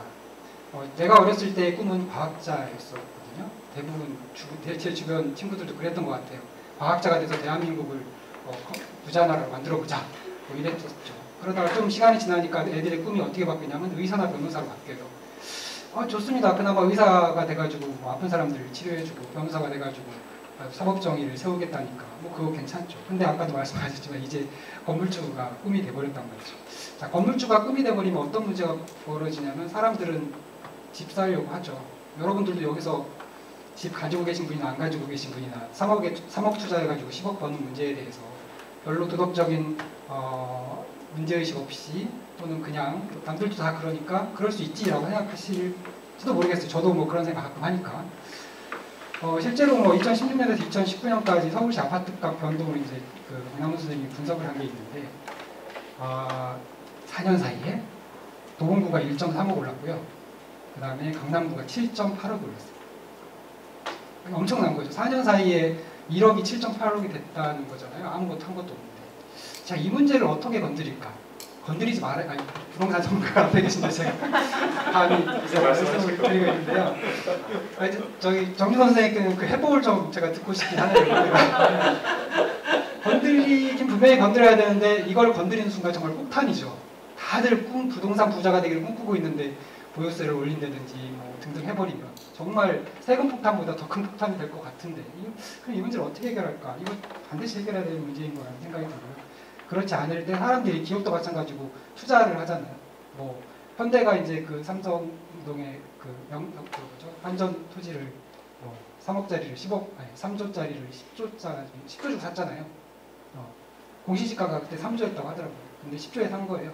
근데 지금 그게 10조를 벌고도 남았다고 얘기를 하더라고요. 현대 자동차가 아니라 현대 부동산으로 업종을 전환한 거죠. 이게 이제 한국 경제의 긍정적이겠냐? 아니라는 걸 다 아실 거고 일반 개인들도 다 그렇게 하고 있을 때 투자가 생산적인 부분에 일어나는 게 아니라 상당히 비생산적인 부분에 투자가 이루어진다면 한국 경제의 문제를 어떻게 좋은 방향으로 끌고 갈 거냐 이 문제가 상당히 심각하다. 그 다음에 두 번째는 이제 새롭게 등장한 불평등 요소인 것 같은데요.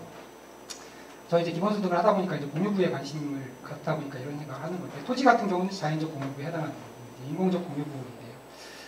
미국을 분석한 데이터에 따르면 지식재산 생산 자본 IPP 자본이라고 하는데 그게 1948년에 1% 수준이었어요. IPP 생산 자본의 분배율이 그러니까 GDP에서 가져간 비율이 1%였는데 2012년에 7%로 올랐거든요.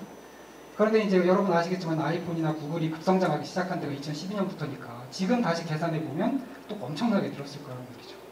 우리나라 같은 경우도 보면 제조업 자동화가 1등인데 제조업에서의 노동소득 분배율이 이제 한 42.7%밖에 안 돼요. 제조업이 아까 주 서비스업 중심인 중소기업에서는 거의 50%, 60% 가까이 되는데 어쨌거나 뭐 다 자동화하고 사람 고용 안 했으니까 당연히 노동자들이 가져가는 몫은 고용된 노동자가 적으니까 가져가는 몫은 줄어드는 건 마찬가지죠. 그러면 나머지 부분을 누군가가 가져갔다는 거잖아요. 자, 이 부분을 그냥 두고 넘어가야 될 거냐, 이 부분을 또 어떻게 건드릴 거냐, 이것도 상당히 심각하게 고민해야 된다. 앞으로의 불평등 문제에서의 핵심은 소득 1차 노동시장에서 1차 분배의 문제도 중요하지만 이렇게 새로운 소득 불평등의 요소인 인공적 공유부에 대한 문제들도 상당히 고려해야 된다는 생각이 들고요. 그 다음에 이제 소득 불평등만 이야기를 계속 이렇게 해왔는데 사실 저는 이제 소득 불평등이 상당히 심각한데 또 하나 중요한 거는 정치적 불평등이죠. 소득 불평등이 정치적 불평등으로 이어진다는 것도 상당히 우리가 심각하게 고려를 해야 된다. 이게 무슨 말이냐면 돈 없으면 데모도 못 하잖아요. 작년인가요, 재작년인가요? 뭐 유치원 문제가 생겼을 때 거리에 나와서 데모하시는 건 유치원 원장님들이고 실제로 이해관계가 있는 유치원 선생님들은 가서 아이들을 보고 있어야 되는 상황인 거죠. 그래서 이제 이런 소득의 저금이 결국에 가서 자기 정치적 의사 표현을 가로막는 문제. 그래서 소득의 크기에 따라서 자기 목소리를 대변하는 것이 상관관계가 상당히 높아가는 이런 문제들도 소득 불평등과 관련해서 상당히 중요하게 다뤄야 될 부분이 아닌가라는 생각이 들고요. 신광현 교수님께 마지막으로 이제 질문을 하나 드리고 싶은데 똑같은 질문인데 안재정 교수님한테 던진 질문이랑 비슷한 질문인데 결국에 가서는 이제 노동시장에서의 여러 가지 변화들 그리고 이제 복지제도의 부정합성의 문제들 이 두 가지가 이렇게 불평등의 악순환고리에 들어가게 된 것 같아요. 노동시장은 유연화되고 불안정해지고 복지제도는 또 이제 사회적 보호의 이중화라 그래가지고 사회보험이 뭐 괜찮은 사회보험이 있음에도 불구하고 노동시장에서 이렇게 비정규직이 늘어나다 보니까 저임금 노동자는 연금에서 연금급여도 적을 수밖에 없잖아요. 이게 사회적 보호의 이중화인데 이 두 가지가 이렇게 그러니까 악순환고리에 들어선 건데 어느 지점을 타격하면 댐을 무너뜨리는데 굳이 뭐 폭탄을 쓸 필요 없잖아요. 그냥 아주 자그마한 균열을 내면 그게 결국에 가서 댐을 무너뜨릴 수 있는데 그런 자그마한 균열들을 내는 작업도 되게 중요한 것 같은데 혹시 고민하시면서 어느 지점을 타격하면 이 한국 사회의 불평등 문제를 해결할 수 있을 거라고 생각하시는 저도 답이 없어서 그냥 저보다 훨씬 훌륭하신 사람한테 질문을 한번 드려봤습니다. 이제 노동시장에서의 이제 그 정규직 비정규직의 임금격차라든지 뭐 소득의 누진세라든지 이런 부분도 되게 중요하고 이제 복지 같은 경우도 좀 고민을 많이 해봐야 되겠다. 사회보험이라고 하는 것이 실제로 저하고 이제 이승윤 교수님 등 분석한 결과에 따르면 정규직을 계속 유지했던 사람과 비정규직을 유지했던 사람들 지난 15년간 그 사람들이 향후 40년 후에 임금 시뮬레이션 해보니까 정규직이 100이라고 그러면 비정규직은 30밖에 안 되는 연금 수준을 유지를 한다는 거죠. 그러니까 노동시장에서의 격차가 사회적 보호에서의 격차를 강화시키고 있다는 거죠. 그래서 사실은 실업보험도 거의 비슷합니다. 실업보험은 상한액, 하한액이 있어서 그 격차가 적긴 하겠지만 어쨌거나 불안정 노동자의 평균 실업급여 수급기간이 한 4개월쯤 되고 정규직들도 한 7개월 정도밖에 안 되거든요. 실제로 4개월과 7개월 간의 격차가 있는 거죠. 이런 격차의 문제들이 있어서 이 문제를 해결할 수 있는 방안이 상당히 심각하게 필요하다. 그리고 이제 새로 등장하는 플랫폼 노동이라든지 이런 고용관계에서 벗어난 사람들, 임노동 고용관계에서 벗어난 사람들에 대한 대안으로서 이제 최근 많이 나오고 있는 고용보험인데 사실은 저는 전국민 고용보험을 넘어서 소득보험으로 가야 된다고 생각하거든요. 고용보험, 연금 모두 포괄해서 소득보험 형태로 가야 되는데 지금 정부에서 하는 안들을 보면 특고만 좀 포괄해 보겠다 이 정도 이야기인 것 같은데 또 특고만 포괄하겠다 그러면은 그 플랫폼 노동자들 중에서 특고가 아닌 배달 빼고 대리주부라든가 이런 분들은 또 이게 이 사람이 특고인지 아닌지 또 싸워야 되거든요. 지금 9개 특고범주가 9개를 인정받는 데도 20년 걸렸는데 또 20년 동안 또 싸워야 되는 거죠. 지금이 그렇게 한가롭게 그 특고만 포함시키고 말고 할 논의를 할 시점인지 상당히 심각하게 고민을 해봐야 됩니다.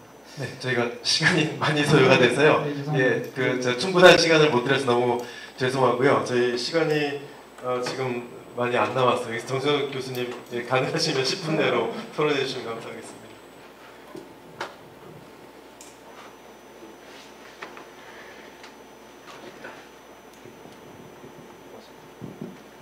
네, 강원대학교 정준호입니다. 저는 간단하게 할게요.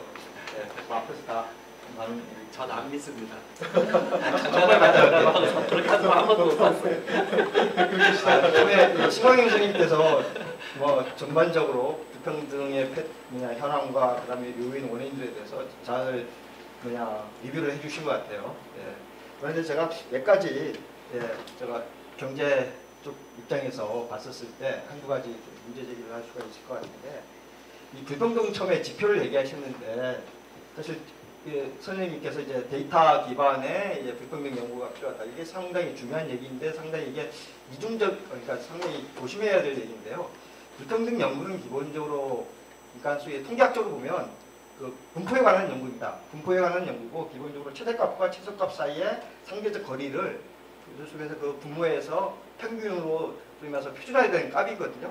근데 이 평균값을 평균도 참 여러 가지라서 산술 평균이 있는지 조합 평균을 쓰는지 기하 평균을 쓰는지 일반화된 평균을 쓰는지에 따라서 상당히 센서티브하게 불평등 지수가 변화가 되게 될 수밖에 없습니다.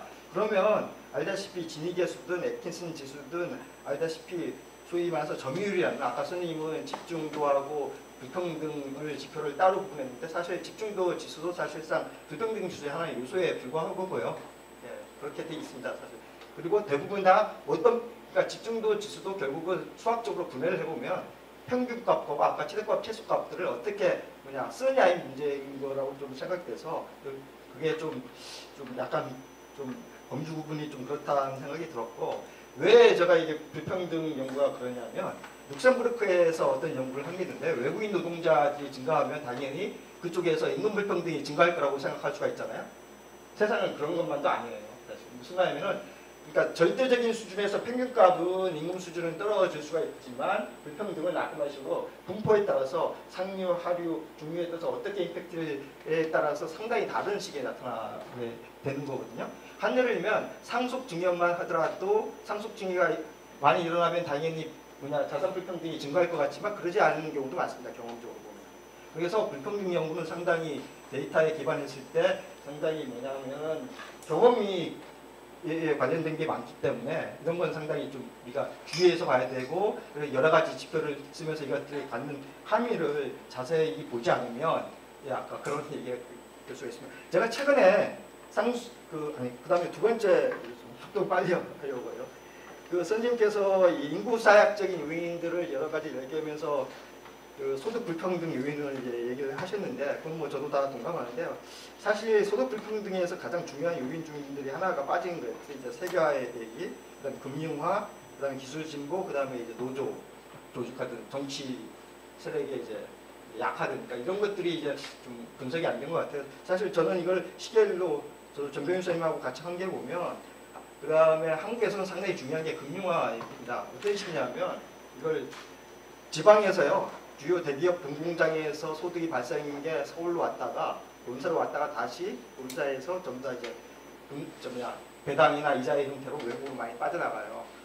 확실히 그게 엄청난 비율이고 최근에 서울대학교 이근 교수님도 해외 배당이 얼마만큼 나가는지 상당히 그러니까 우리나라가 정말 ATM이죠 사실. 그리고 통계학적으로도 상당히 의미가 있게 나오고요. 세계화는 좀 약간 좀 뉴트럴하게 나오고 그다음에 기술 진보 IT 뭐 상당히 중요한 요인인 건데 이런 요인들을 이들이 상당히 중요하다. 아까 뭐 백성호 선생님 얘기가 이런 얘기하고 크게 다르지 않죠. 왜냐하면은 그 이자 배당으로 나가는 게 아까 로열티 같은 것들도 다 포함되어 있기 때문에 아까 IP 같은 게 그런 얘기가 있고요. 그다음에 순자산 그러니까 자산의 불평등 요인도 여러 가지를 얘기하셨는데 뭐 이 불평등 요인에서 소득 요인도 중요하지만 이게 아마 통계 문제인데 한국에서는 상당히 상속 증여가 상당히 중요한 역할을 해요. 저도 책을 해보면 한 상속 증여가 일어나면 0.07에서 0.08 거의 1에 가까울 정도의 진위계수를 펴주거든요. 상당히 중요한 거라서 그렇고 그 다음에 이런 불평등 연구에서 사실 분위별로 쪼개가지고 이 상이한 임팩트를 보는 게 상당히 중요하다는 거죠. 사실 왜 그러냐면 진위계수든 뭐든 사실 가운데에 상당히 많이 집중되어 있어서 사실 특히 우리나라 같은 경우에는 하층이 사실 불평등도가 상당히 높거든요. 사실 아주 저변에 쫙 깔려 있기 때문에 이런 것들 고민을 안 하고 하면 사실 그렇게 외국하고 그렇게 분석했을 때 보면 한국하고 미국하고 이렇게 불평등이 수준 차이에서 그렇게 큰 차이가 안 나는 것처럼 나오잖아요. 한 2등 정도 하잖아요. 보면 그렇지만 나타나는 양상이 상당히 다르거든요. 사실 보면 그런 것들이 좀 해야겠다는 생각이 들었고 그 다음에 이제 두 번째 잘 모르는 복지 얘기인데요. 재밌는 얘기입니다 사실. 근데 이걸 보니까 이런 생각이 들어요. 사실 하나하나 얘기를 하면 할 말이 많은데 노조 얘기나 선거제도나 그 다음에 등가물에 대해서 그런데 이런 건 있는 것 같아요. 한국이나 일본이나 미국이나 특이한 게 뭐냐면 대기업 중심 아까 그건 참 맞는 얘기고 또 한 플러스 뭐냐면 자영업자들이 소기업의 자영업자들이 상당히 강한 나라거든요. 세계가. 미국에서도 상당히 이제 창업을 상당히 중시하고 우리는 어쩔 수 없이 먹고 살려고 하는. 그러니까 일본이라는 나라라고 한국이라는 나라가 옛날부터 경제학에서 어떻게 봤었냐면 이중 경제의 대표적인 나라입니다. 그러니까 내수는 토광과 자영업자를 중심으로 해가지고 보호를 해주고 그 다음에 수출을 통해 가지고 하는 이런 것들이 상당히 딱 틀이 많이 떨어진 나라거든요. 한국하고 일본이. 근데 최근에 이제 연구를 보니까 미국도 그런 식의 이중경제적 양상이 상당히 많이 드러난다 생각보다. 그 말은 뭐냐면 이제 복지를 한다는 게 사실 근대화하고 현대화하는 과정이잖아요. 이런 자영업자의 부분들을 전부 다 소위 말해서 그 제조업이나 다른 부분을 이제 근대화하는 것들인데 이런 게 이제 의도적이든지 정치적인 목적인지에 따라서 좀 발전하지 않았다는 것들인 거죠. 사실 보면은 미국이라는 나라도 특히 그렇고 하여튼 이런 것들이 아마 반영되는 게 아닌가. 그래서 좀 약간의 역사적인 해석들. 근데 이제 일본도 1960년대 이후에 이중경제적인 양상들이 상당히 많이 그래도 좀 해소되는 방향이 있는데 한국은 시장을 통해서 그 이중경제적인 양상들이 해소되는 게 안 되고 사실 저는 강제적으로 되고 있다고 생각해요. 특히 이제 2000년대 이후에 들어가지고 유통업이나 그런 것들이 좀 더 자본이 들어오고 그렇게 하면서 강제적으로 이제 하다 보니까 이런 것들이 점점 더 그렇게 되고 아까 그래서 학생들이 점점 더 누적화되고 이제 복지에서 아까 백승원 선생님 얘기한 것처럼 가능성이 뭐냐라는 이제 문제의식이 나올 수밖에 없는 그런 게 아닌가 싶습니다. 하여튼 제가 이 정도 간단하게 하도록 하겠습니다. 괜히 더 했다가 시간이 안 가. 감사합니다. 사실 그 정지원 교수님 제가 수년 전부터 아까 부동산 얘기를 했으니까 부동산 얘기만 하고 제가 이제 부동산학과에 있으니까 오면서도 아까 백성훈 교수님이 딱 한 얘기가 3억 주고 10억 하는 얘기가 아까 페북에 상당히 많이 나오더라고요. 여기서 갭 투자해서 가능한 건데 참 이게 우리가 이게 알아야 될 게 갭 투자라는 개념이 생긴 건 MB 때입니다. 최근의 얘기예요. 그리고 전세 대출이라는 게 생긴 것도 MB 때입니다. 그때 소위 뭐죠? 그때 전세난 때문에. 왜냐면 갑자기 노무현 정부 때 갑자기 올랐다가 2008년 이후에 떨어지거든요. 부동산 가격이. 그러면서 사실 역전세난이 일어나면서 이것들을 해주기 위해서 전세 대출이 일어난 거고요. 사실 금융적으로 보면 전세 대출은 해주지 말아야 돼요. 사실 그러면 현 정부는 뭘 했었어요? 처음 들어오자마자 전세 대출을 사실상 이제 없애겠다. 그런 식으로 확실히 갔었어야 되죠. 그러면 어떻게 되냐면 우리는 이 전세가 사실 이게 어떤 거냐면 투자를 할 수 있는 시드머니거든요. 사실 요게 하나 가장 중요한 게 있었고 그 다음에 그 종부세를 지금 임대사업자 양성화 시켜놨잖아요. 이해를 하는데 이것 때문에 한 150만 채가 지금 9억 있는 사람들이 해당이 안 돼요. 돈 한 푼도 안 내는 사람들이 많아요. 지금 세금이. 하여튼 그런 제도적인 문제가 있는 거예요. 그러니까 그다음에 현 정부가 사실 그다음에 또 이제 공급이 문제잖아요. 근데 아까 참 백승호 교수님이 참 제시했는데 이 부동산이라는 게 특히 주택이라는 건 이중적인 성격이 있습니다. 하나는 왜냐하면 쉘터라고 해가지고 일종의 주거 복지 대상이잖아요. 네? 그리고 또 하나에서는 재산이란 말이에요. 근데 이 양자를 동시에 고려를 해야 됩니다. 심지어 스웨덴도 그렇고 어떤 나라도 그렇고 이것들을 다 양자를 고려해가지고 주거복지 정책도 하고 그 다음에 중산층에 인센티브도 주고 그 다음에 페널티도 주고 그렇게 하는데 우리는 그것들을 양자를 너무 분리가 된 채 지금 사고한다는 게 문제인 거죠. 사실. 그게 사실 그러다 보니까 사람들의 욕구 욕망들을 왜냐 어떤 식이냐면 저 사람이 돈 버니까 나도 벌 수 있다는 좀 가능성 기회를 달라는 게 아까 3억을 주면 10억을 벌 수 있다는 게 그런 식의 것들이 이제 재생산이 되거든요. 사실. 그럼 북유럽은 어떻게 했느냐? 중산층들에게 한 채를 가질 수 있는 인센티브를 주면서 그에 따르는 세금들을 확실하게 걷었고 그 다음에 그걸 바탕으로 해가지고 주거복지에 대해서 확실하게 공적으로 이제 강화를 한 거죠. 사실. 근데 우리나라는 그 길을 걷지 않고 아까 양재진 교수님이 얘기한 것처럼 등가물로서 소위 말해서 청약제도니 뭐를 통해 가지고 알아서 먹고 살라는 식의 그게 상당히 컸던 거죠. 사실 이것들이 사실 누적되면서 지금은 아마 저 생각에는 외부적인 충격이 없는 한 힘들 거라고 생각합니다. 왜 그러냐? 현 정부에서 아까 150만 원짜리를 다시 뭐죠? 임대사업자들에게 세금을 물리겠다? 일부. 다 결국은 의지 문제라고 생각하는데 현 정부에서 대통령께서 노무현 정부 대통령처럼 그런 식의 뭐죠?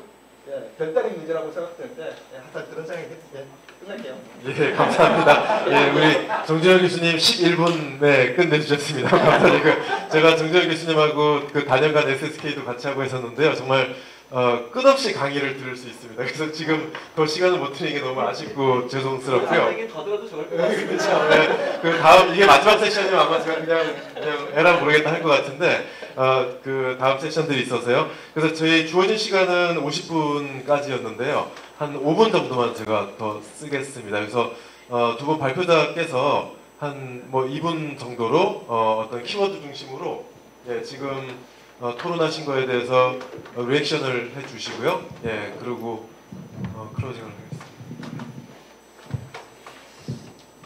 예. 제가 먼저 하겠습니다. 여러 가지 좋은 코멘트를 해주셨고 또 질문도 해주셨고요. 사실 대안이 뭐냐 이 부분에서 오늘 제가 대안을 많이 말씀드릴 시간적인 여유는 없었고요. 그리고 이제 저는 기존에 우리가 가지고 있는 일상적인 상식적인 범주로서는 해결되기 힘들다라는 생각이 듭니다. 그리고 현재 코로나 사태로 인해서 지금 임시직, 일용직 완전히 타격을 받아서 거의 뭐 70만 정도 실업자가 생겨났죠. 전체적으로 여러 가지 사회적 위험이 특정한 집단에 가중이 되고 그것으로 인해서 불평등이 더 심화되고 있기 때문에 지금 통상적인 교과서적인 방식으로 많이 배우고 있는 방식으로 해결되기는 힘들다라는 생각이 듭니다. 그래서 좀 더 적극적인 대안적인 접근이 필요할 것 같고요. 그 중에 하나가 뭐 지금 기본소득 얘기도 나오고 뭐 여러 가지 얘기가 나오고 있지만은 저는 기본 소유제도 그래서 뭐 계속 나오는 얘기가 재벌 집중 또 여러 가지 이 노동소득 분배율의 하락 뭐 이런 것의 핵심적인 요인은 결국은 소유 문제가 상당히 제한적으로 소수에게 집중되어 있고 또 그 혜택이 소수에게 집중이 되고 그런 문제를 조금 더 공적인 방식으로 보통 개별 기업에서는 이른바 이 우리사주라는 이름으로 종업원들에게 주식을 분배하는 그런 것이 있죠. 뭐 그런 개념으로 국민들이 특정한 중요한 기업의 주식을 공유하는 이른바 국민주 형태 진정한 의미예요. 그래서 과학기술의 발전, 뭐 로봇, 생산 수단의 여러 가지 혁신적인 변화들의 결과물을 같이 공유할 수 있는, 전 국민이 공유할 수 있는 뭐 그런 방식의 새로운 이른바 민주적 시스템. 그래서 소유를 중심으로 하는 새로운 형태의 시스템이 좀 필요한 것이 아닌가 하는 생각이 듭니다. 그리고 그런 부분들이 이제 분배만을 요구하는 기본소득보다는 조금 더 분배 이전에 그런 것들을 적극적으로 고려하는 것도 그래서 과학기술의 발전, AI, 뭐 인공지능, 뭐 다양한 형태의 그런 것들의 혁신적인 발전이 국민들의 삶의 질의 향상으로 이룰 수 있는 그런 제도적인 기반을 마련하는 것 이것이 필요한 것이 아닌가 하는 생각이 들어서 이 얘기만 말씀드리고 제 얘기를 마치도록 하겠습니다. 네, 감사합니다. 네. 이 자리가 뭐 실천 방안을 논하는 자리는 아닐 것 같아요. 그리고 실천 방안을 만들기 전에 제대로 된 원인 분석과 현상에 대한 이해가 선행되어야 될 거라고 생각하고 학자로서 저는 이제 그 부분에 이제 집중을 하고 있습니다. 백선 교수님이 패스 브레이킹하고 새로운 패스를 만들 수 있는 뭐가 없냐고. 그거 알면은 뭐 알면은 또 바로 할 수 있다. 그것도 아니지 않습니까? 그런데 저의 이제 그 연구에 의거하면 아무래도 새로운 제도들이죠. 그래서 우리가 뭐 산별 운동이 좀 성공한다면 조금은 달라지겠다. 산별하고. 이번에 비례대표로도 됐지만 사실상 이게 그 효과를 볼 수 없는 식으로 이렇게 만들어졌잖아요. 비례대표의 전환이라든지 이런 것들이 새로운 계기를 만든 그거가 한순간에 바뀌진 않겠지만 이제 거기서 또 새로운 패스가 조금 달라질 수 있겠다는 이제 그런 정도로 얘기하는 제 나름대로 합니다. 그런데 이제 뭐 그런 거 아니더라도 지금 저희들이 조금씩 이제 사회 보장 제도라든지 이런 거를 좀 합리적으로 잘 설계하고 만들어가는 노력들을 하면 조금은 좋아질 거라고 생각합니다. 지금 저희가 이제 물론 유럽 수준보다 못하기는 합니다만 자료 보면은 분배 구조는 그냥 나빠진다고 하는데 사실은 가처분 소득 기준으로 하면은 나빠지지 않고 좋아지고 있습니다. 조금씩이지만 그러니까 형들 보면 2011년에 가처분 소득 진위가 0.38이었던 것이 지금 2018년에 0.34까지 떨어지고요. 시장 소득의 진위보다 그 격차가 조금씩 커지고 있어서 사회보장 효과가 조금씩 생기고 있습니다. 물론 양이 안 찰지도 모르겠으나 그렇고요. 사회지출 수준만 보더라도 우리가 아까 제도적으로 저희가 17, 18%짜리 갖고 있다고 말씀드리지 않았습니까? 스웨덴이 26%고 이태리가 29%예요. 네덜란드 16%입니다. 물론 이제 GDP가 네덜란드가 잘 크니까 이제 상대적으로 정한 거죠. 뭐냐면 지출 크기가 그냥 국지수를 정하는 건 아니라는 거예요. 이태리보다 스웨덴이 지출 수준이 낮지만 훨씬 여러 가지 지표 면에서 좋고 사회적 안전망이나 이런 게 다 나왔습니다. 네덜란드도 그렇습니다. 따라서 우리가 이제 어떻게 아까 제가 증세가 좀 어려운 구조라는 것도 얘기하고 이러지 않습니까? 그 안에서 지금 복지제도를 조금 더 잘 만들고 이렇게 가면은 물론 우리가 큰 복지국가를 할 수는 없을 거라고 생각은 해요. 그렇지만 지금보다 나은 세상을 만들어가는 거 할 수 있다라고 생각을 합니다. 거기에 이제 아까 같은 제도적인 변화가 있어서 마이크로 파운데이션 자체가 바뀌게 되는 그렇게 상황이 되면 조금 더 나아질 수 있겠죠. 그래서 대안 잘 마련하고 노력하는 거 그거 왜 화끈하지는 않지만 그런 대안을 전 얘기해 봅니다. 뭐 기본 소유세, 기본 소득세 이런 거보다 좀 현실적인 대안을 좀 말씀드려 봅니다. 네, 말씀 잘 들었습니다. 양재인 교수님 감사드리고요. 오늘 뭐 더 많은 말씀은 정말 나누고 듣고 싶은 분들 모셨는데 시간 충분하지 못해서 많이 아쉽고요. 더군다나 오늘 이렇게 영상으로 방송하고 있지만 또 이 자리에 정말 더 많은 이야기 나눌 수 있는 분들 많이 앉아 계신데 여기서 마쳐야 되는 것이 많이 아쉽습니다. 이 자리 끝까지 지켜주셔서 너무 감사드리고요. 발표자 분들, 토론자 세 분 모두 감사드립니다. 여기서 마치겠습니다. 수고하셨습니다. 네, 좋습니다. 사회복지가 정책